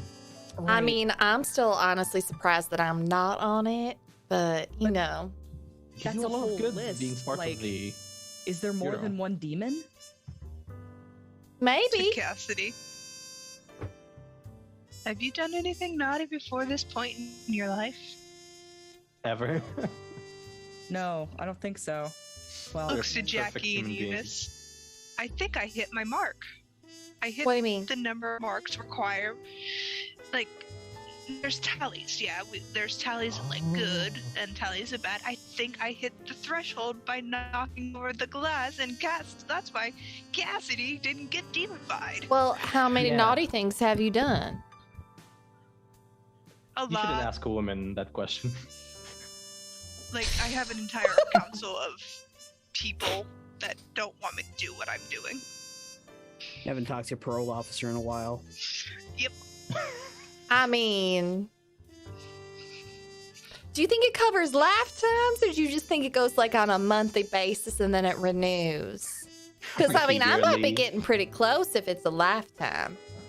It might be a yearly thing because you know, like the Mm, hits on Christmas. that's true. Are you descended from a certain group of people? Like, I'm only sorry. a certain group of people actually reincarnate. I'm not. This is my first life. Like, I won't Anyways, so no, it's a one-time What? thing. It's one life thing. Eunice, Well- your phone goes off. Oh, somebody wants to expedite things. Take the phone. It is Angela. Yes. Hello, Mrs. Singh. Eunice, Yes. why am I getting reports that someone broke into the museum fitting all of your descriptions?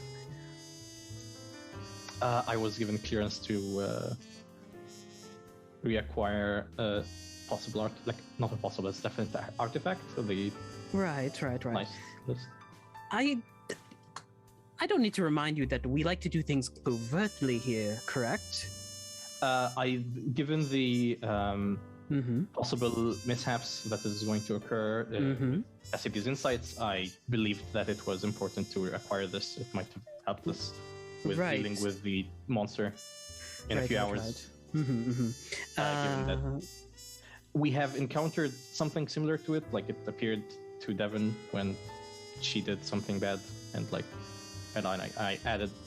Anyway, so like, I think we need this. No, carry on. Carry on. I want to see how far you're going to dig your own grave. Is that the director? You see, Eunice has the look of like their heart sinks. They look Hello, mortified. director. I think it's definitely the director. Well, thank you very much, Director. Take the phone from Eunice. Hey, director. Hello, Miss. What is your last name again? Greensbury. Hello, Miss Greensbury. It is a pleasure to talk to you. Please refrain from doing anything overt, because that is a lot of paperwork for me and you specifically. Yeah, that Now, darn paperwork. I need to go smooth things over with the director of the museum. Next time, if you want to acquisition something, call. We have a network of people who can pull some strings. I was just gonna shoot the cameras, but I'll remember that next time. Bye, Do- director. Merry Christmas. Hangs up. I don't even celebrate Christmas. They're lovely.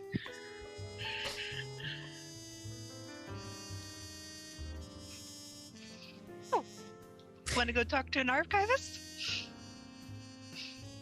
I think that would be a They're good normal, They idea. don't do magic. Okay. I hope they're. Maybe they're a werewolf now, as she kind of wanders towards the car. A werewolf? Really?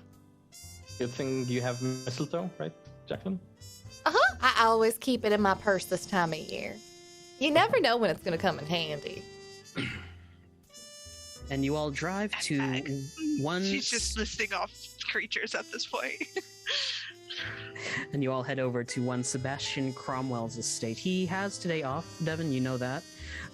It is a small flat in the city, and as you knock on the door, you just hear a clatter of something.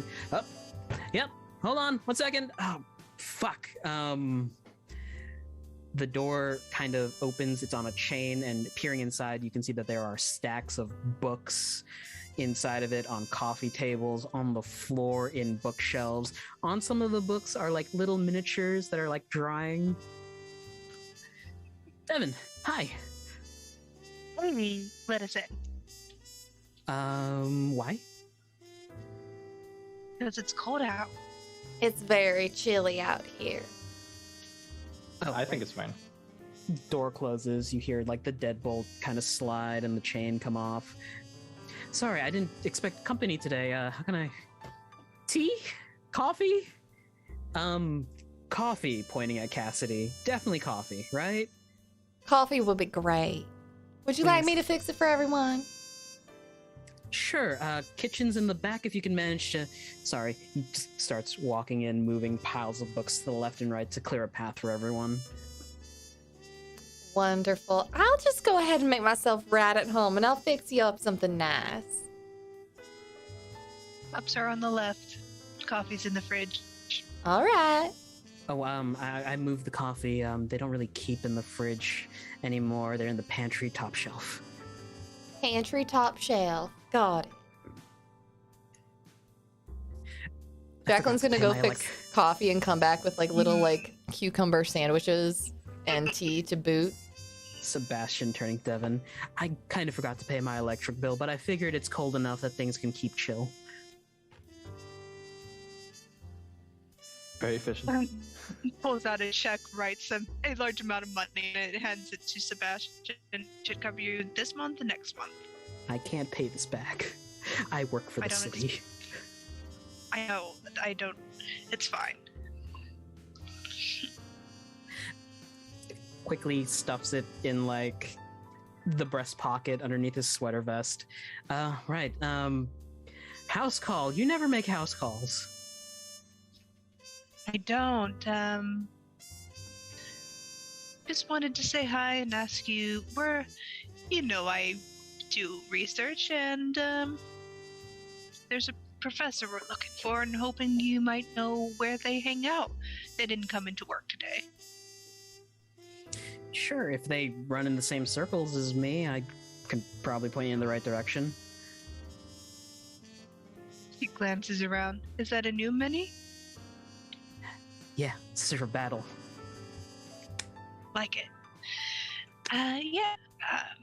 Gives the professor's name and tells Sebastian a bit about the museum and how weird the break-in was and how strange it happened, like, right after they left. I know of one Harkin at the museum. Edward Harkin? Yeah, we were supposed to meet up for some detailed research, and he just never showed, so I need this deadline soon, so I gotta, track him down, sort of thing. All right. Do you need, like, a beta reader for that paper? Or he begins to walk back into the kitchen, grabs, like, a cup of coffee, almost, like, distracted. Yeah, I can send my work over to you, after New Year's. How's that? Big thumbs up. Well, outside of the usual conventions and the museum, he typically is a recluse, stays at his house over by Hollybrooke Drive. An exact number? Just so I don't go knocking on strangers' houses. Roll me manipulate someone, because this is personal information you're asking. Okay. I get a +1 forward when I use manipulate someone on affected humans, so I know them, so cool.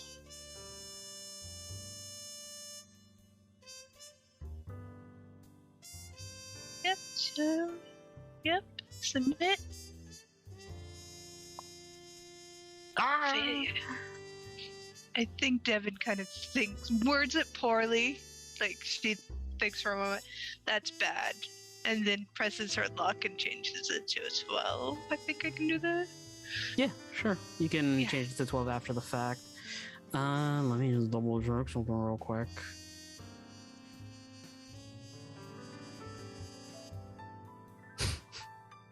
Cool. Yeah. You receive a ping on your cell phone, Devin. As you flip it open to check, it is an email. And it reads, "We'll be in touch." Grumbles and closes the phone and stuffs it deep into her pocket. Mummy and Daddy aren't happy with me. Oh, I'm sorry about that. Do you need a place to crash for New Year's? It's not much, but, you know, like old times. How about Christmas? I'll clean a space out. Right. Walks over to a filing cabinet.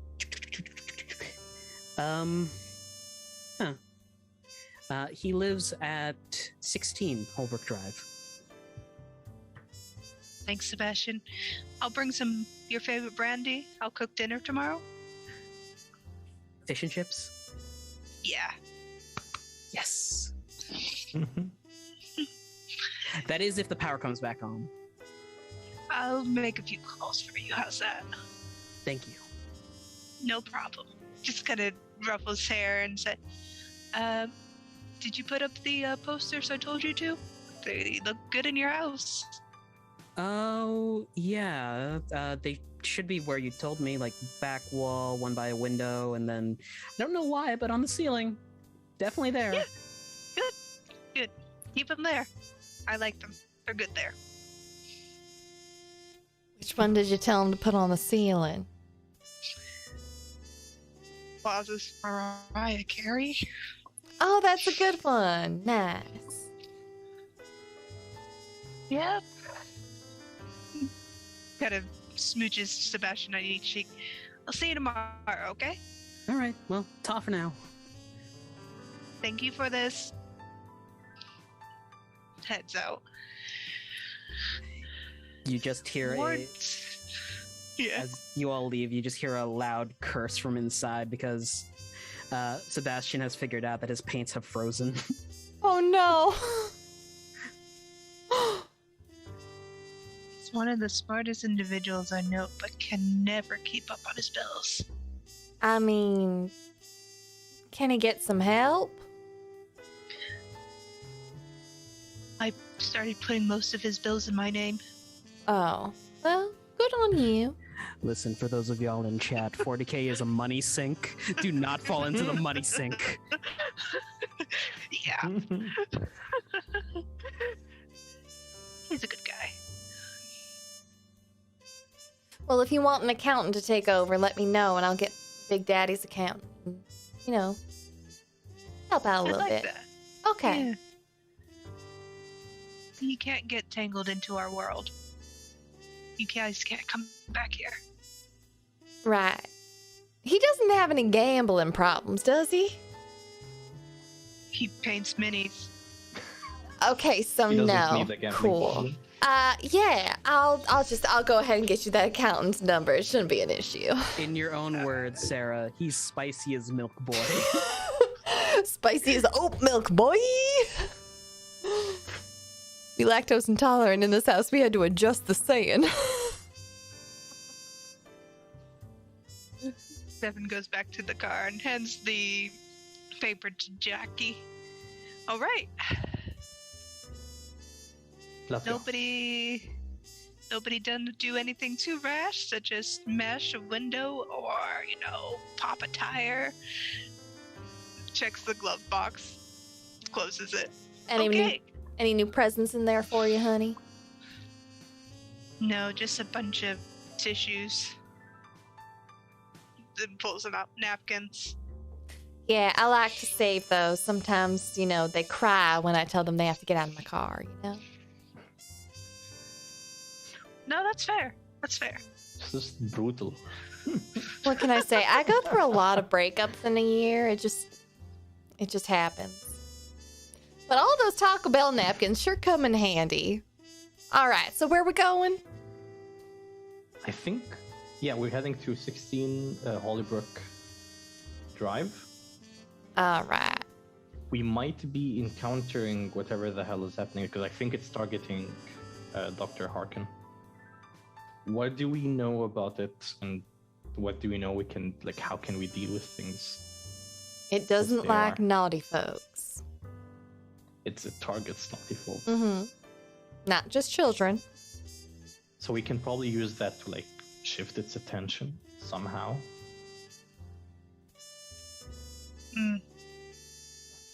I don't really know how to stop it aside from putting people's name on the good list. Mm-hmm. It's not like I wrote it. I had to use magic to do it. It's not that simple. I mean, if we find the naughty list, we could just put all those names on the good list, right?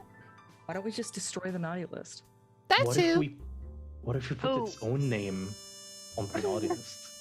Well, I like the look And of you the see GM the on the storyteller GM's eyes. panic. Yeah, exactly. well, Like Krampus or something. there's rules Right. in the world we exist in. Mm-hmm. There has to be an equal good and an equal evil, and Krampus is the equal evil to Santa's equal good. Right, but there's always a way around the rules. Sure, Eunice What if found the we- loophole. Mm-hmm. What if we write the list, like the name of the list in each, like, it's like, On Never mind. both? So you get presents and dead? I mean, Sorry, I'm playing as the naysayer. maybe we should just take a lot of guns with us. Well, And your spear. it's an ancient force of killing hear naughty me, people.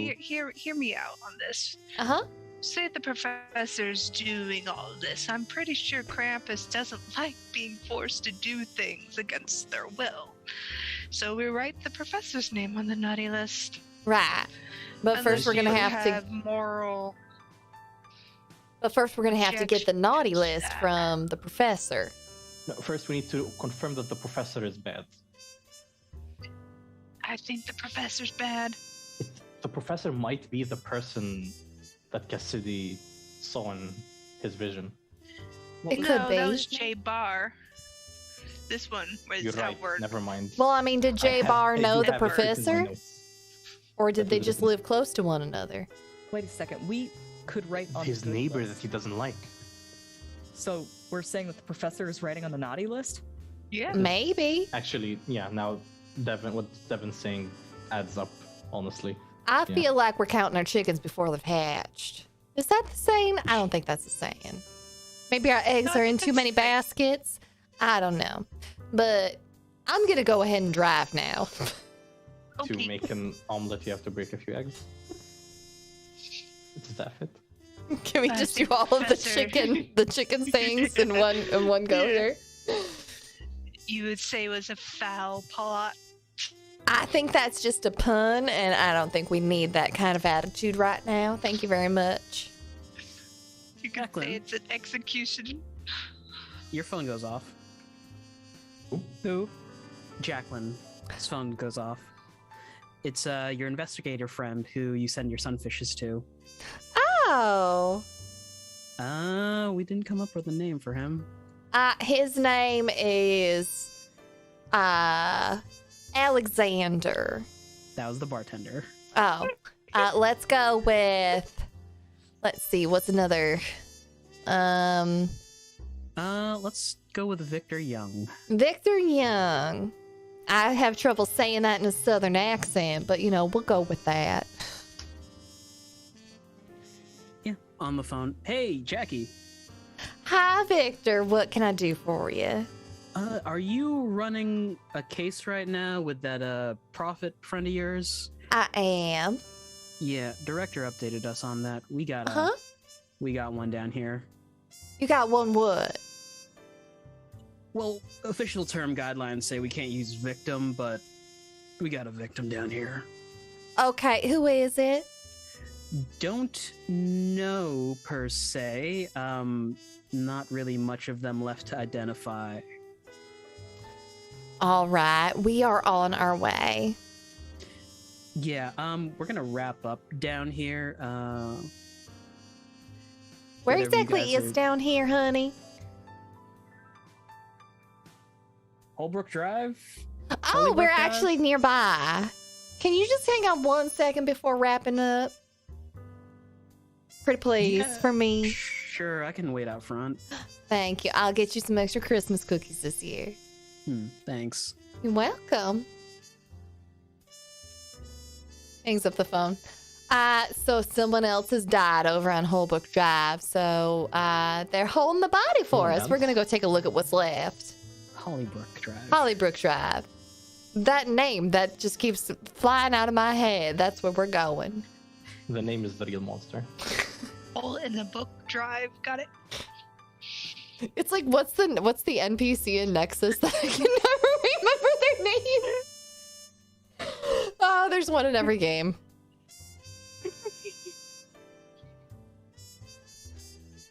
Yeah, You we're gonna all go there. drive. And as you do so, you can spot a bureau car out front of 20 Hollybrooke Drive. Well, I and- think this is the place. Standing by the side, there is a man, short hair, almost like a military cut, dressed in like a bureau uniform. There's a windbreaker that has the logo emblazoned on the chest. Well, hey, honey. Don't you Hey. just look sweeter than pie? Is this where the incident happened? Let's not say pie. I can't look at jam the same way again. I mean, it could have been pumpkin pie, but okay, suit yourself, honey. Hmm. The apple pie. Meat. Mhm. Stone. Pie. Or blackberry. They proceed into the house. It is what looks like an ostentatious house. It's like a very rich neighborhood. He ducks underneath some police tape and holds it up for all of you to come in with him. Subject was alone. Family was out looking at the Christmas tree down in Maine. As they walk over the threshold, there is that coppery smell of blood in the air. Mm. He walks into the living room where there is a Christmas tree, ruined presents everywhere. There is one such present on its side with the box open, and there is a lump of coal right next to it.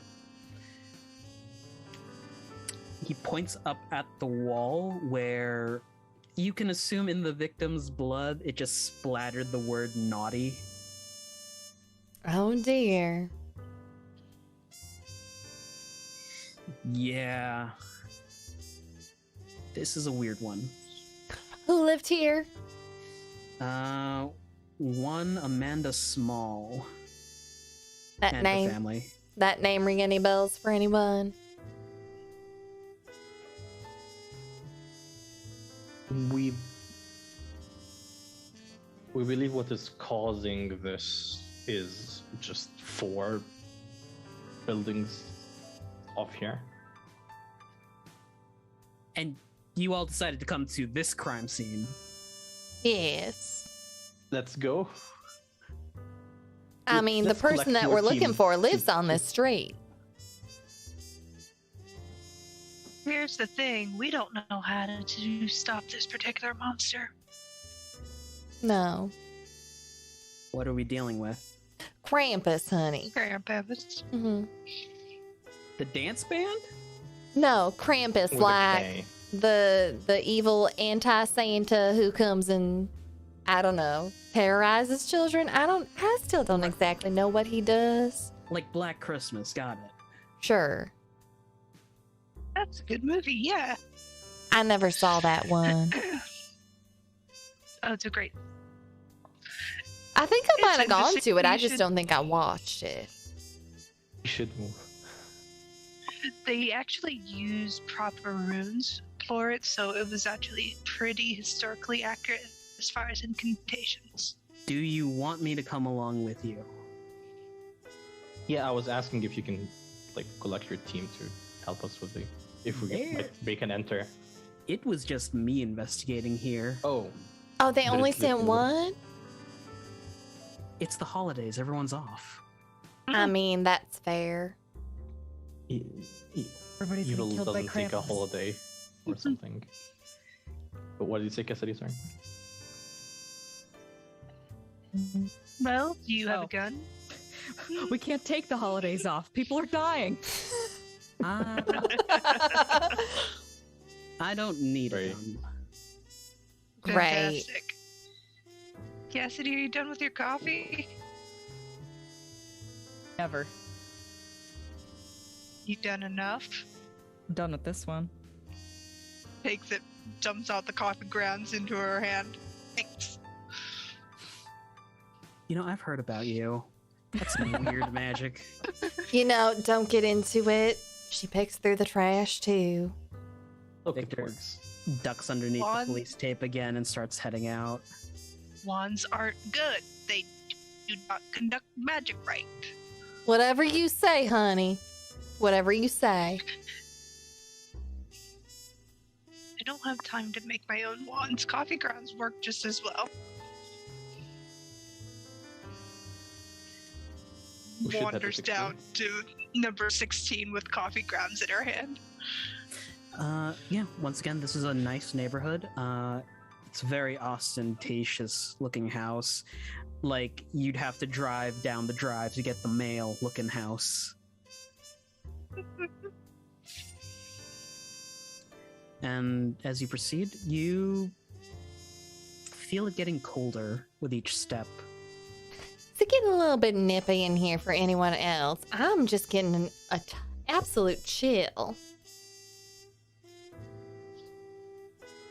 Well, winter is its domain, right? Is it? I guess. I I don't wasn't know. paying attention. A bit weird now to get a cold snap. I mean, honestly, when you deal with as much weird as we all do, I just think that everything weird is normal at this point. Right. How are you proceeding into the house?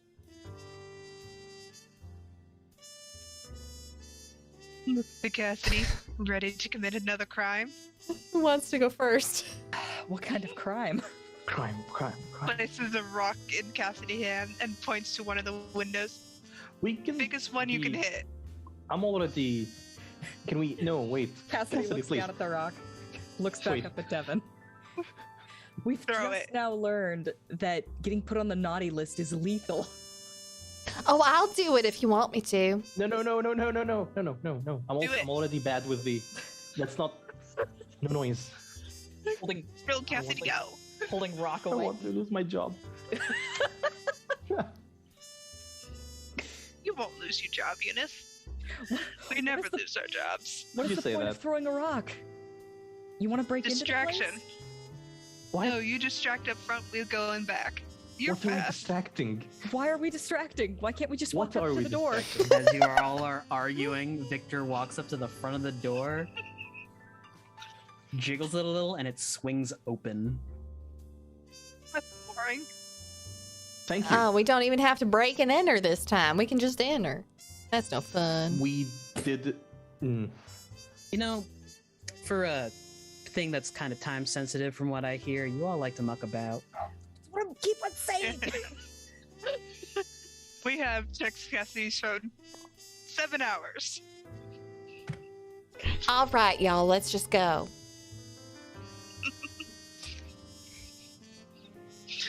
We go. Okay. Inside the foyer, it is just as grand as it is on the outside. There's wood floor paneling and this one curling staircase that leads to a second floor. From the foyer, you can look out where the wood turns into stone, and you can see a kitchen area down the hall, and to your right is a living space. It's a nice little place, rather quaint compared to Big Daddy's house, but you know, is what it is. We should look for the tree. Is there a tree here?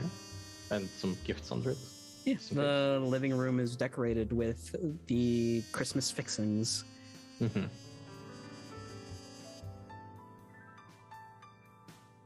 Are they all intact? Yeah, they're all intact. Nothing's amiss. It's Okay, just let's a look normal house. for look for Harkin. Should we split up? Lances. Sure. Yes. No. Wait, yes What? or no? Mm, The build. How big is this house? I'm taking Eunice. It's fairly big. Link's arm heads off in a direction. Thank you very much. So if you all are searching about, I require a read a bad situation roll, which is a roll on sharp. I'm an incredibly sharp person. Oh, I'm apparently sharp too. Huh. That was sarcasm on my end. Oh, it wasn't on mine. I have a 2. I did not roll well, apparently. That's a fail. No, it's not. You Oh, hold it's not? one. Oh, it's Fail is mixed 6. success. Okay. Sorry. I got a 10. That is a hold 3. I am quite sharp. It's one of the few things I have going for me. So let's start off. Jacqueline, you have 1, so we'll go with that first. Ask away from the list.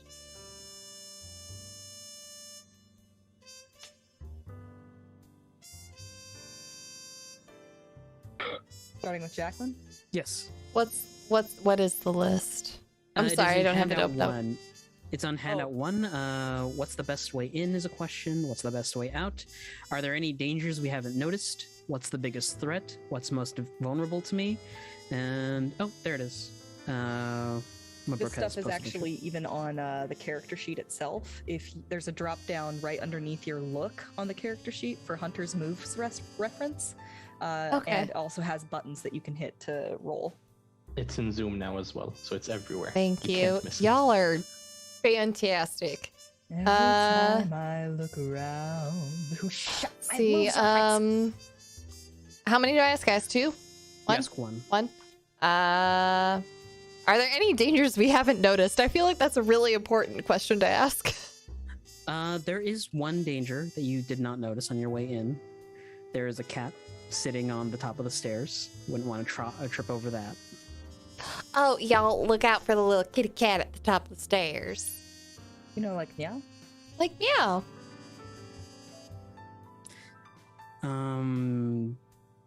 Cassidy instantly dies. Unfortunate. But before that, ask your 3 questions. Oh god. Okay. Well, what's my best way out? First of all, we should cover our exits. Your best way out is either through the glass pane door, sliding doors in the kitchen, or through the front door. Okay. What's most vulnerable to me? Currently, what's most vulnerable to you would be the cat. I mean, like that's a weird question to ask, but we're rolling read a bad situation specifically in order to search the house, and not all these questions are great for searching the house. Vulnerable to you. I'm gonna retool it real quick. Searching the house on the upstairs floors first. You don't notice anything. There's a small flash of insight for you, Cassidy, for your prophetic powers. There's a door somewhere in the house, and you can feel this sort of seeping miasma of hatred coming from it. Okay. Yeah, I feel like we have a flat. His eyes glow for a second, and then we have like a flash that like zooms through the hallways and then goes to the door, and it's like, whoa.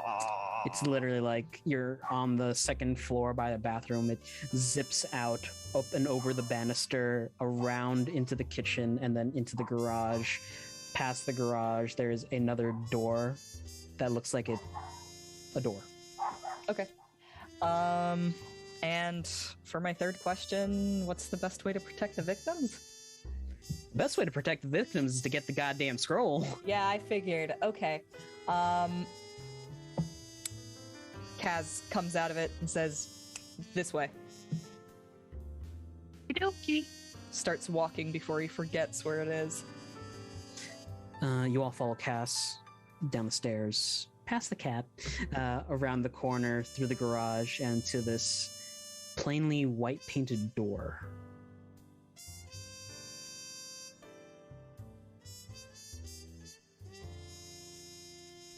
What do you all do? Yes, you're gathering field experience. You go first. Thank you for delegating. Is the door locked? Yes, the door. Try the handle, it swings open. Oh, I Yeah, can go I'll- second, and I'll be the person. Yeah. I'll get my hunting rifle ready. Push the door open. I throw my spear and it just like flips open. And I have it at the ready. You see and I'm Victor slowly roll up entering. his sleeves and then just crack his knuckles. You and I are gonna talk later, Victor. About what?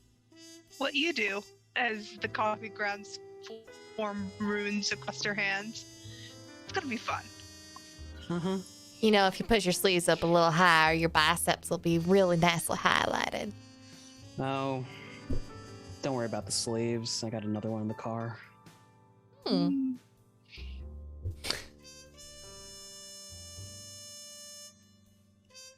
Creep in. Right. Yeah, Creep in. Yes.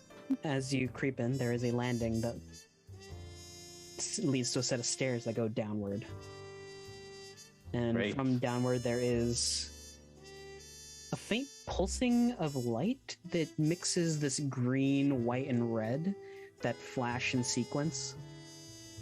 Do they have twinkle lights in the basement? Having a rave. I don't think It's not fast. It's very slow. I've been to a rave. That's not rave lights, honey. Sorry. Oh, Okay, continuing to move towards it. My sole focus at the moment. Yeah. Before we head down, Cassidy says, I felt a really malevolent presence here. It could be the scroll. Could be something else. All right. you have a gun, Cassidy? I left it at home. I'll Pulls out her pass gun. you. we both pass you our guns. Do you, like juggling guns? Do Honey, you- would you prefer a knife? You can have my butterfly knife. you Victor hands you a set of nunchucks. guys just have spares of these lying around? I mean, Honey, I got a whole sometimes my trunk full of magic's bad.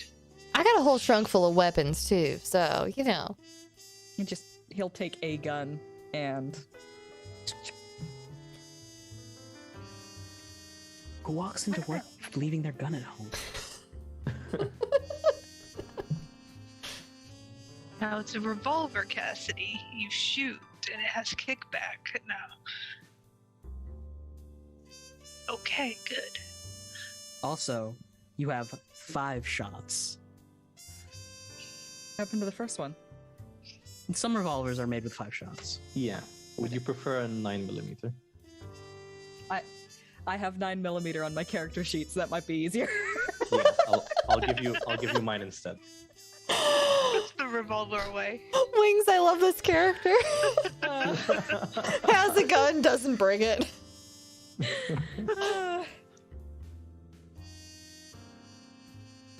As you all head down the stairs and turn the corner, you can see that this basement room is a lot bigger. It practically spans the bottom of the house. In the center of the room, there is a spell circle drawn and different offerings left here and there. At the far end of the room, you can see a writing desk. Behind it is a man. You can assume is Edward Harkin, who is furiously scribbling into one of the scrolls.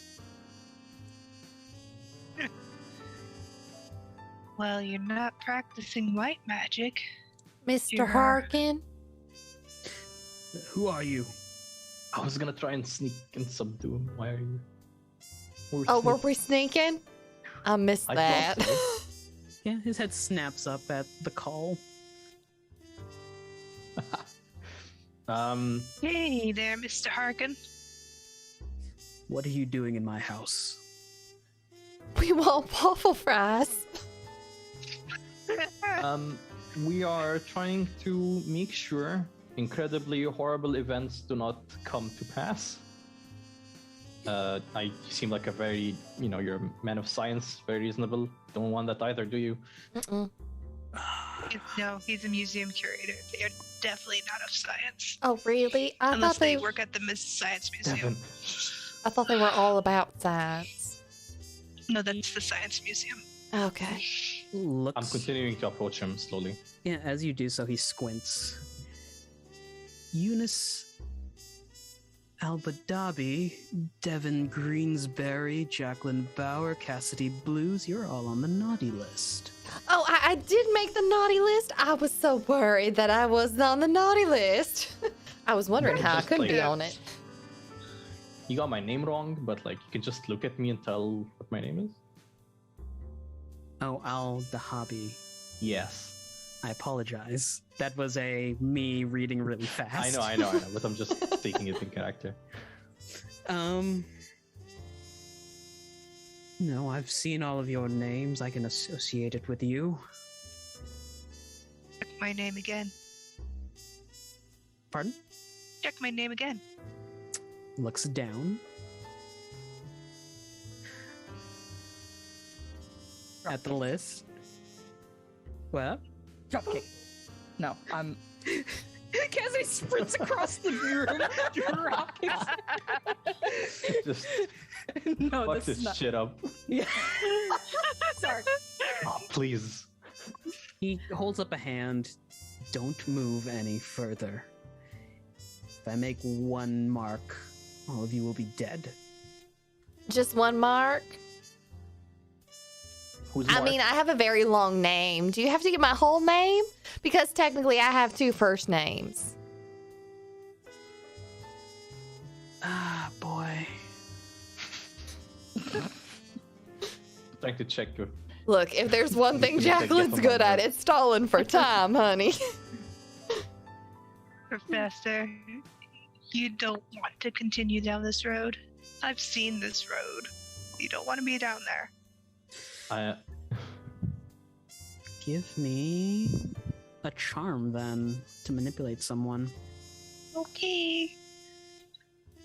I don't know them, so that's not going to be something.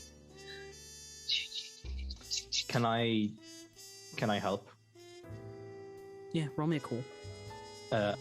Yeah, I'll say that we deal with these things on a regular basis. It's always horrible. You will suffer endlessly due to the actions you're taking, and we want to stop that.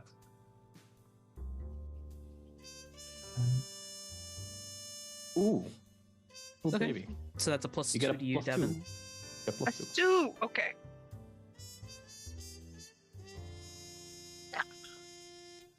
Nope. Not a 2. Besides, you're killing people on purpose, and if that's not worthy of the naughty list, I don't know what is.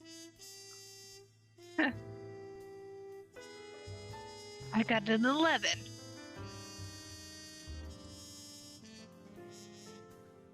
Yeah, so on a 10 plus, that they'll do it for the reason you gave them. If you ask too much, they'll tell you the minimum it would take for them to do it. I can't stop. There's something in this scroll and it compels me to keep writing. Really? I'd like to know if they're lying to me. That's one of my moves. Do it. Is that just a That's they're just lying? I know if someone lies to me. Ooh. They're not lying. Yeah, they're telling the truth. What did you do, Professor? on a whim, I picked up these scrolls and wrote down a name. I don't know how, but I feel like whoever's name I wrote down, they are no longer here. I mean, you're not wrong. Was the name you wrote down a person who lived very nearby? I'll nod his head. Well, maybe we should get into the specifics of what happened to them later. Or never, you don't want to know. Or It's never. awful. Well, I feel like it's going to be in the newspaper at some point. And now I feel compelled to you keep don't think writing yes. names down. If I Cassidy's done gonna something bad'll happen. Cassidy's gonna put his gun on the floor, and he's gonna take a couple of steps forward, and he's gonna say, "I get it. Believe me, I get it. Things outside of your control are happening. You're seeing things. You're knowing things that you didn't know before. We can help you."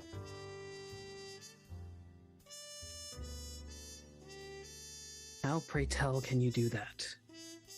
I feel like I'm already so far deep in.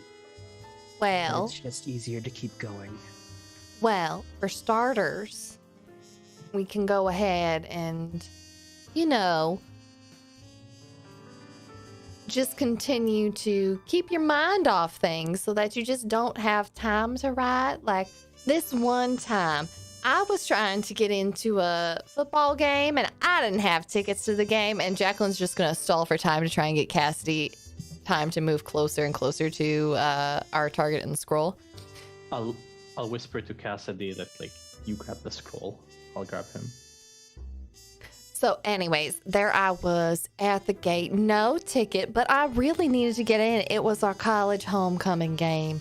And I don't know how I just slipped my mind that I did not get the ticket. But anyways, I just called up. Two parts. Sorry. Eunice, I need you to roll to kick some ass. Mm-hmm. And for Cassidy, I think you're gonna have to roll to kick some ass too to grab the scroll. Good luck, Cass. Is there a help offer option or for me? distraction. Oh! But I have a forward from my Thing tacked on it. Mhm. my opening. Both, I guess Jacqueline, Devin, you can help out. Just roll cool. Roll cool first. Jacqueline, who are you helping out? I thought she already said Cassidy. Okay, so you're helping out Cassidy. You get a +2, Cassidy. So that's the one from the +4 plus the one from Jacqueline. Devin, Oh, roll me a boy. +2. I rolled a 12.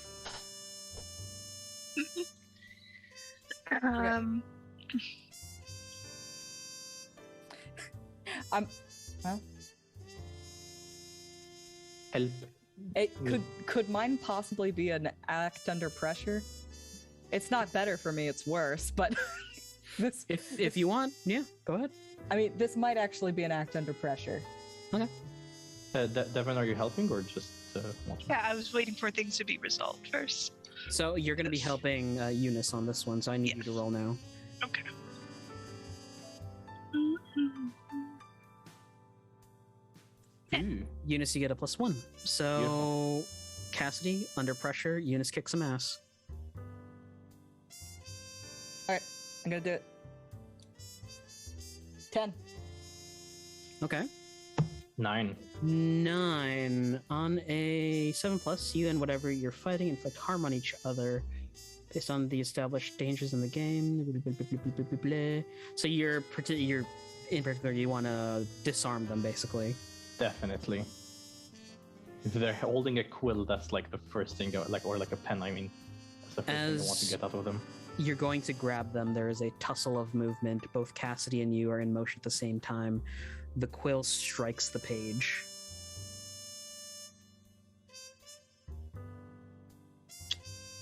And probably draws a big long line across it as I grab the scroll away. Mm-hmm. Cassidy, I'm going to tell you to do something self-destructive. Oh boy. You have this sudden urge to write the names down in your head that pop up. And it is the names of your father and uncle.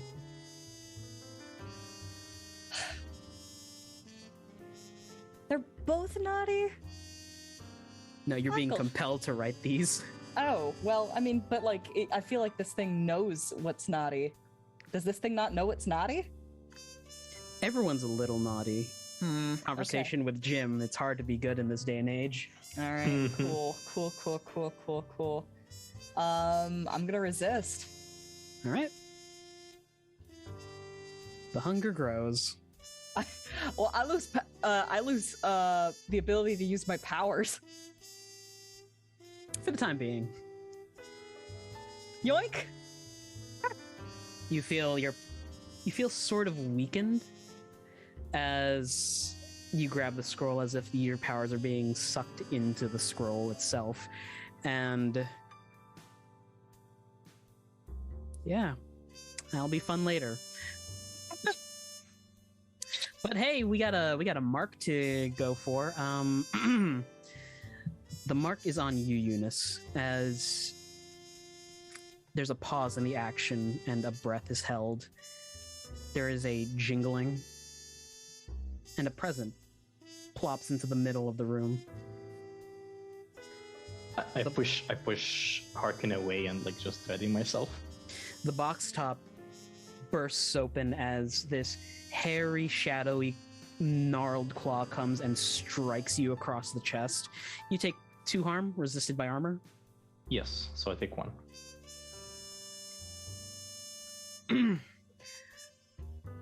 And out from the box climbs our good friend Krampus. Goat-horned, elongated face turned into a snarl as it scans about the room.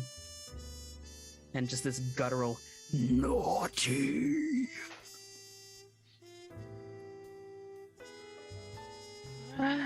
Well, we know, honey. You don't need to shout it.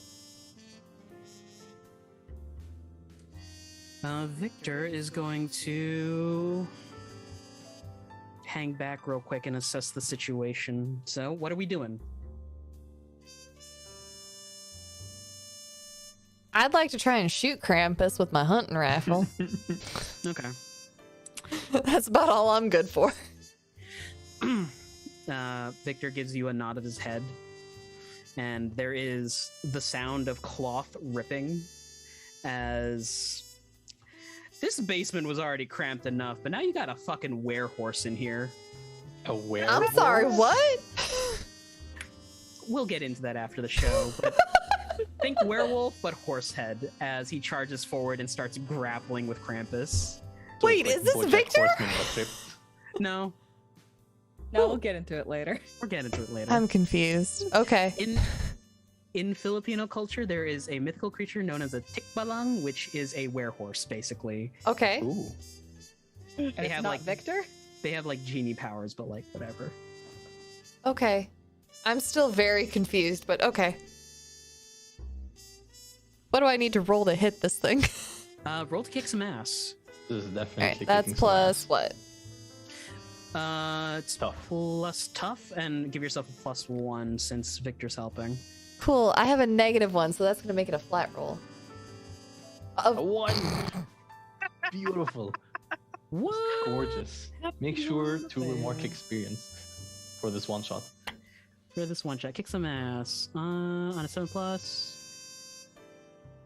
Is there no on a fail? I think it's. I up think to, I like, just you missed. Determine. No, Yeah. you determine the on a fail. Like The escalate sudden- the situation somehow. The sudden like lack of room in the room makes it hard and unwieldy to wield said rifle. You're trying to get a bead on the creature, but there is just fur on fur, and you can't tell where Victor ends and the Krampus begins. You let off a shot, it goes wide. Well, It just shoot. goes over Cassidy's head.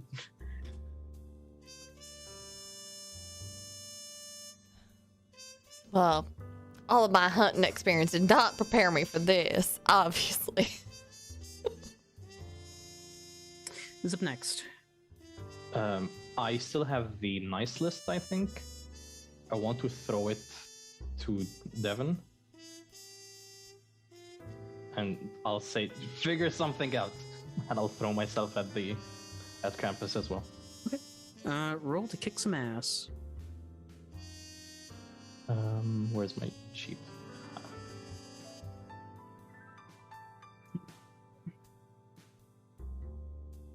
9. 9. Okay. You deal its your damage. Whenever I inflict harm because of my ancient fighting guards, I get a +1 harm. Cool. So what is your current damage? It's spear 2, 3. Yes. It's 2. Yeah, so total now 3. 3. Yeah. So total 3.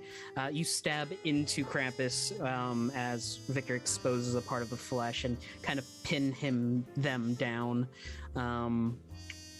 It will retaliate because it's not a full success. Yeah. There is an elbow that just cracks right into your arm, dealing 2 damage, -1. Oof. We need to figure this out quickly. We've got Devin and Cassidy on deck before Krampus gets whatever they get. Devin look to Cassidy. Lay the naughty list next to the nice one. And I'm gonna use, if able, big magic to start a ritual to conceal both of them. Like, to seal them both into themselves so they can't inflict magic out into the world anymore. There's already like a circle and stuff here. Mhm. Maybe you can use that to help. I will employ Cassidy as my help. Okay. That's what I'll do. I'd say you're going to need a unique part or component, which is going to be a part of Krampus to finish this ritual. And she Or starts at it and least pauses. move Krampus within proximity of the Yeah. spell. She thinks for a moment. I need a bit of Krampus's fur. Holds a hand up towards Eunice or Jackie. As she's continued to writing the incantation down, and she'll shout to Victor, "Move him 3 feet towards me as well." Trying. Good lad. What consumable are you using here?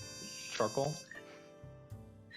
She's going to use the demon charcoal as a basis of summoning, and then she'll use the tea and coffee grounds as a basis of earth, as a form of sealing, because earth seals things, and she's using that as the component to seal and summon and to trap the spell within itself. So she's basically making sure these scrolls aren't going to be used as they're being used again. Cool. Cassidy, you're on deck. Or I'm now? Yes. Okay. I'm helping Devin. Devin's doing big magic. Big magic need help. Yeah, you need to either get a piece of Krampus's fur or move Krampus closer to the spell circle.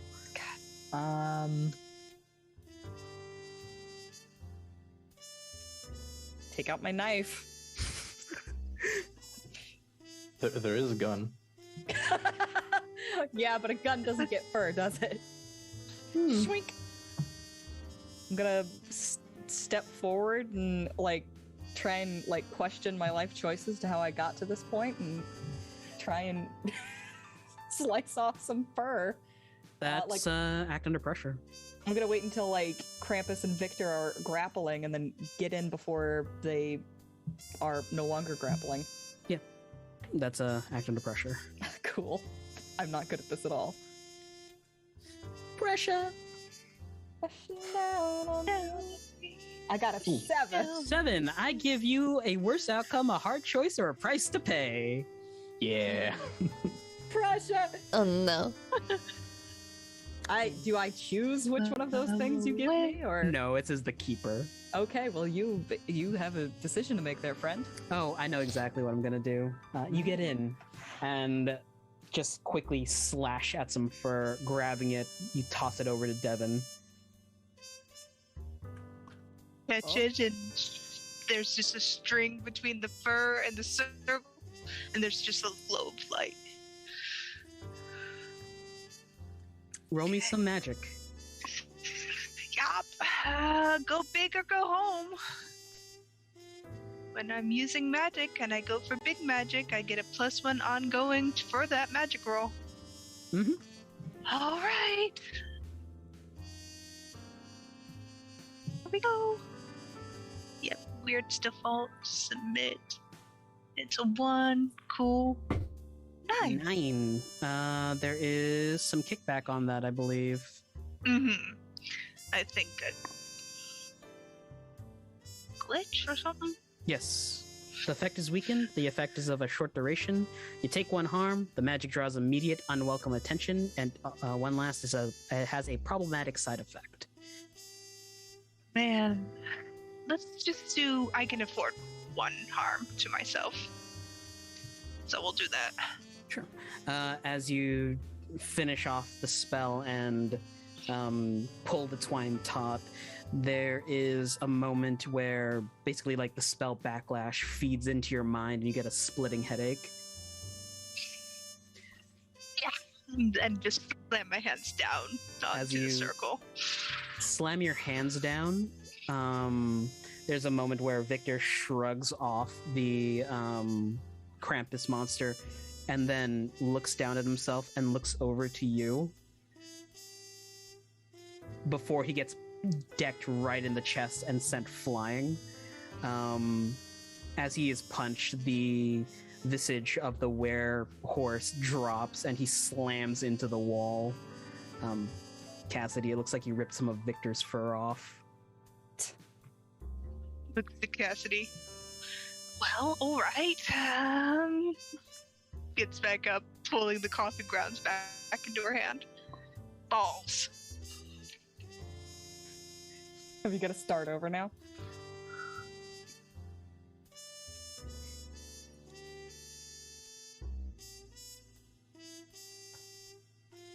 If you wish.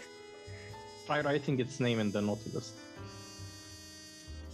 I don't have that type of magic, Eunice. Just... You want to take over my position? From like below the desk, the professor just reads, I was using a regular quill! Looks to the professor, looks to Eunice. Why didn't you tell me that? Pulls out a ballpoint pen, writes Krampus' name across the naughty list. The fighting ceases almost immediately as this behemoth of a monster turns its head to you. The coal red eyes kind of look afraid. Suddenly, the room is engulfed in darkness. As... Well, not complete darkness. There is still the strobing of the lights. You watch another monstrously large hand come up, grab Krampus by the legs, and start dragging it down. There is the... what can only be described as screaming. It's something mixed in like a man, woman, and goat bleeding at the same time. Almost superimposed on each other, and with a faint... The monster's gone. Did we win?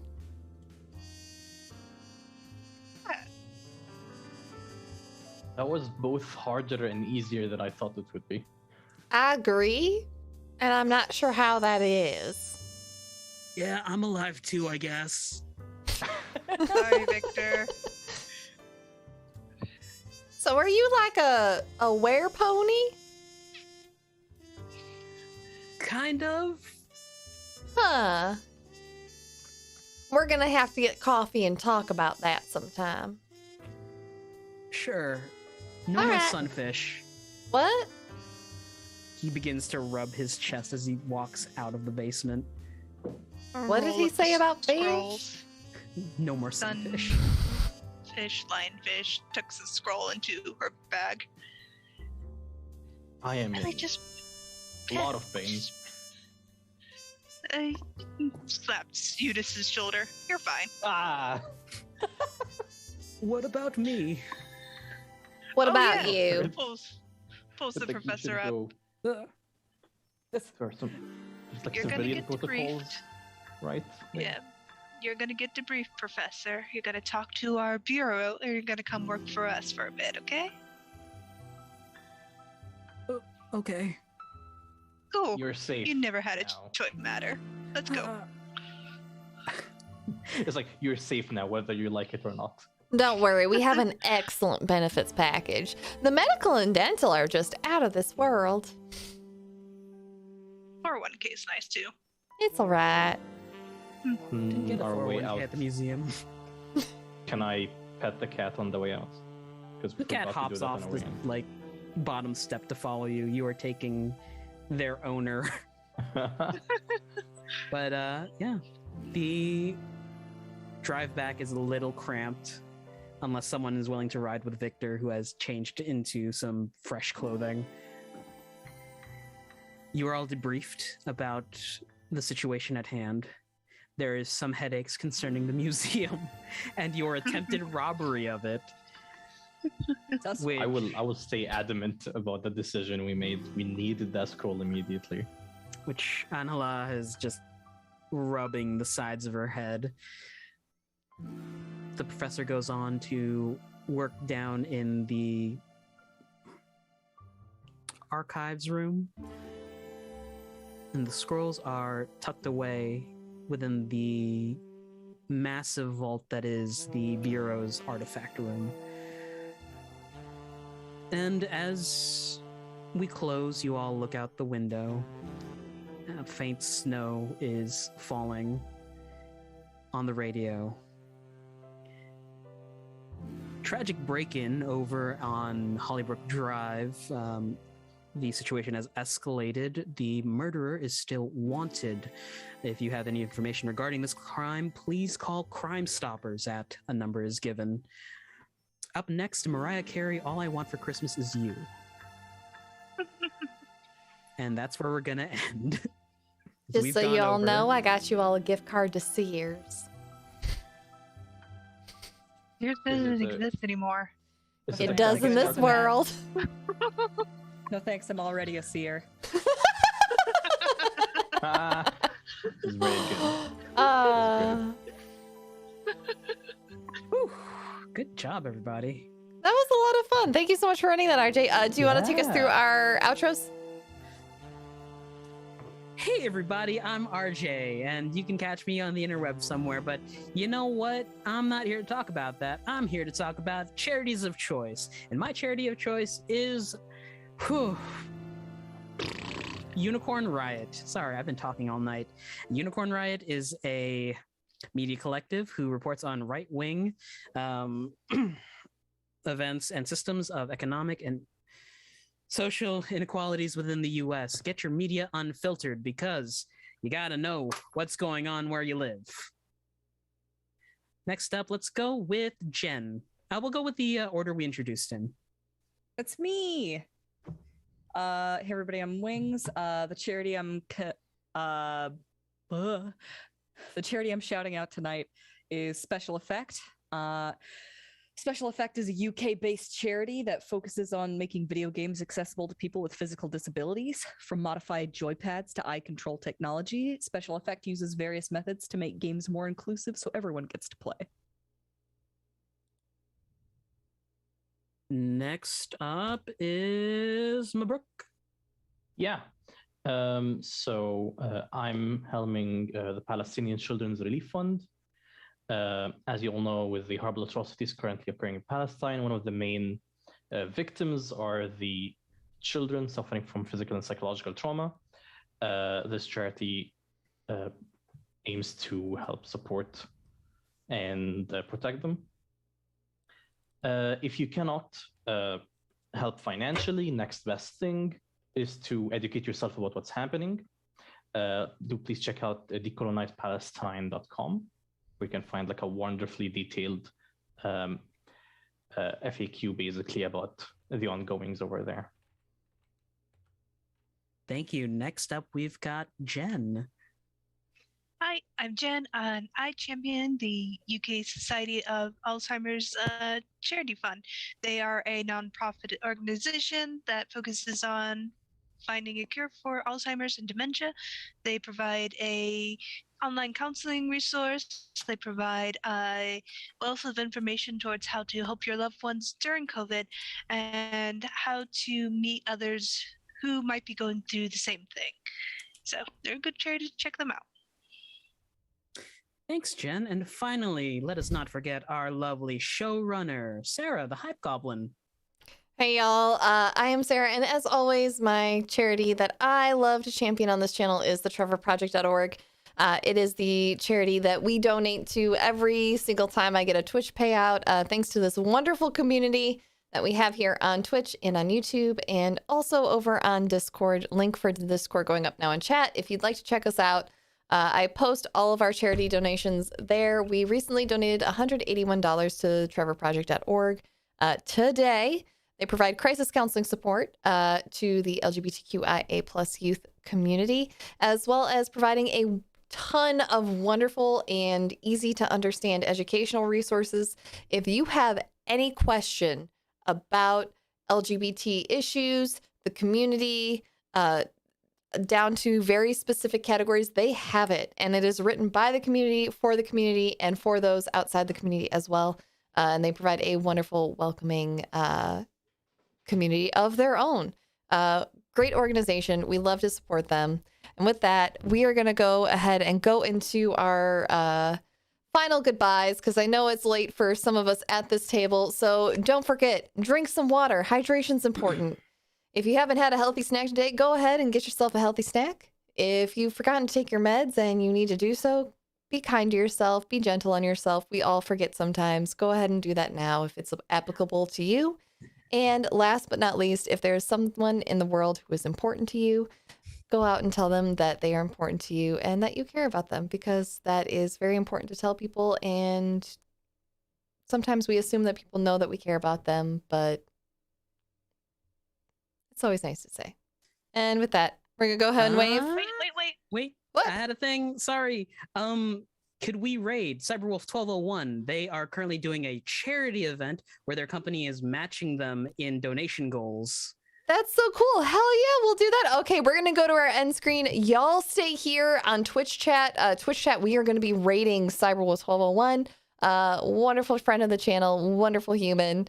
Let's go give them some charity support. So you're going to see our end screen, but we are not done. Hang on tight. We will be raiding Cyber in just a minute.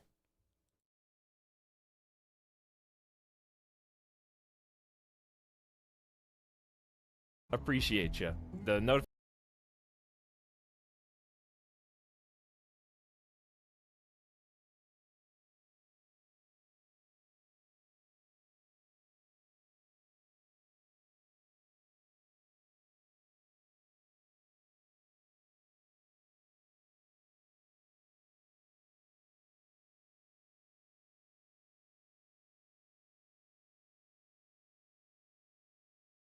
Goblin, thank you so much for the raid. Hope your stream is good.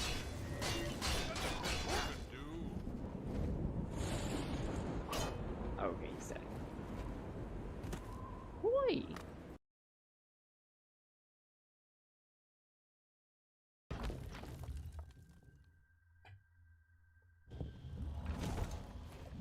Station. Here comes another one. Oh. Oh, God, stop getting in my way!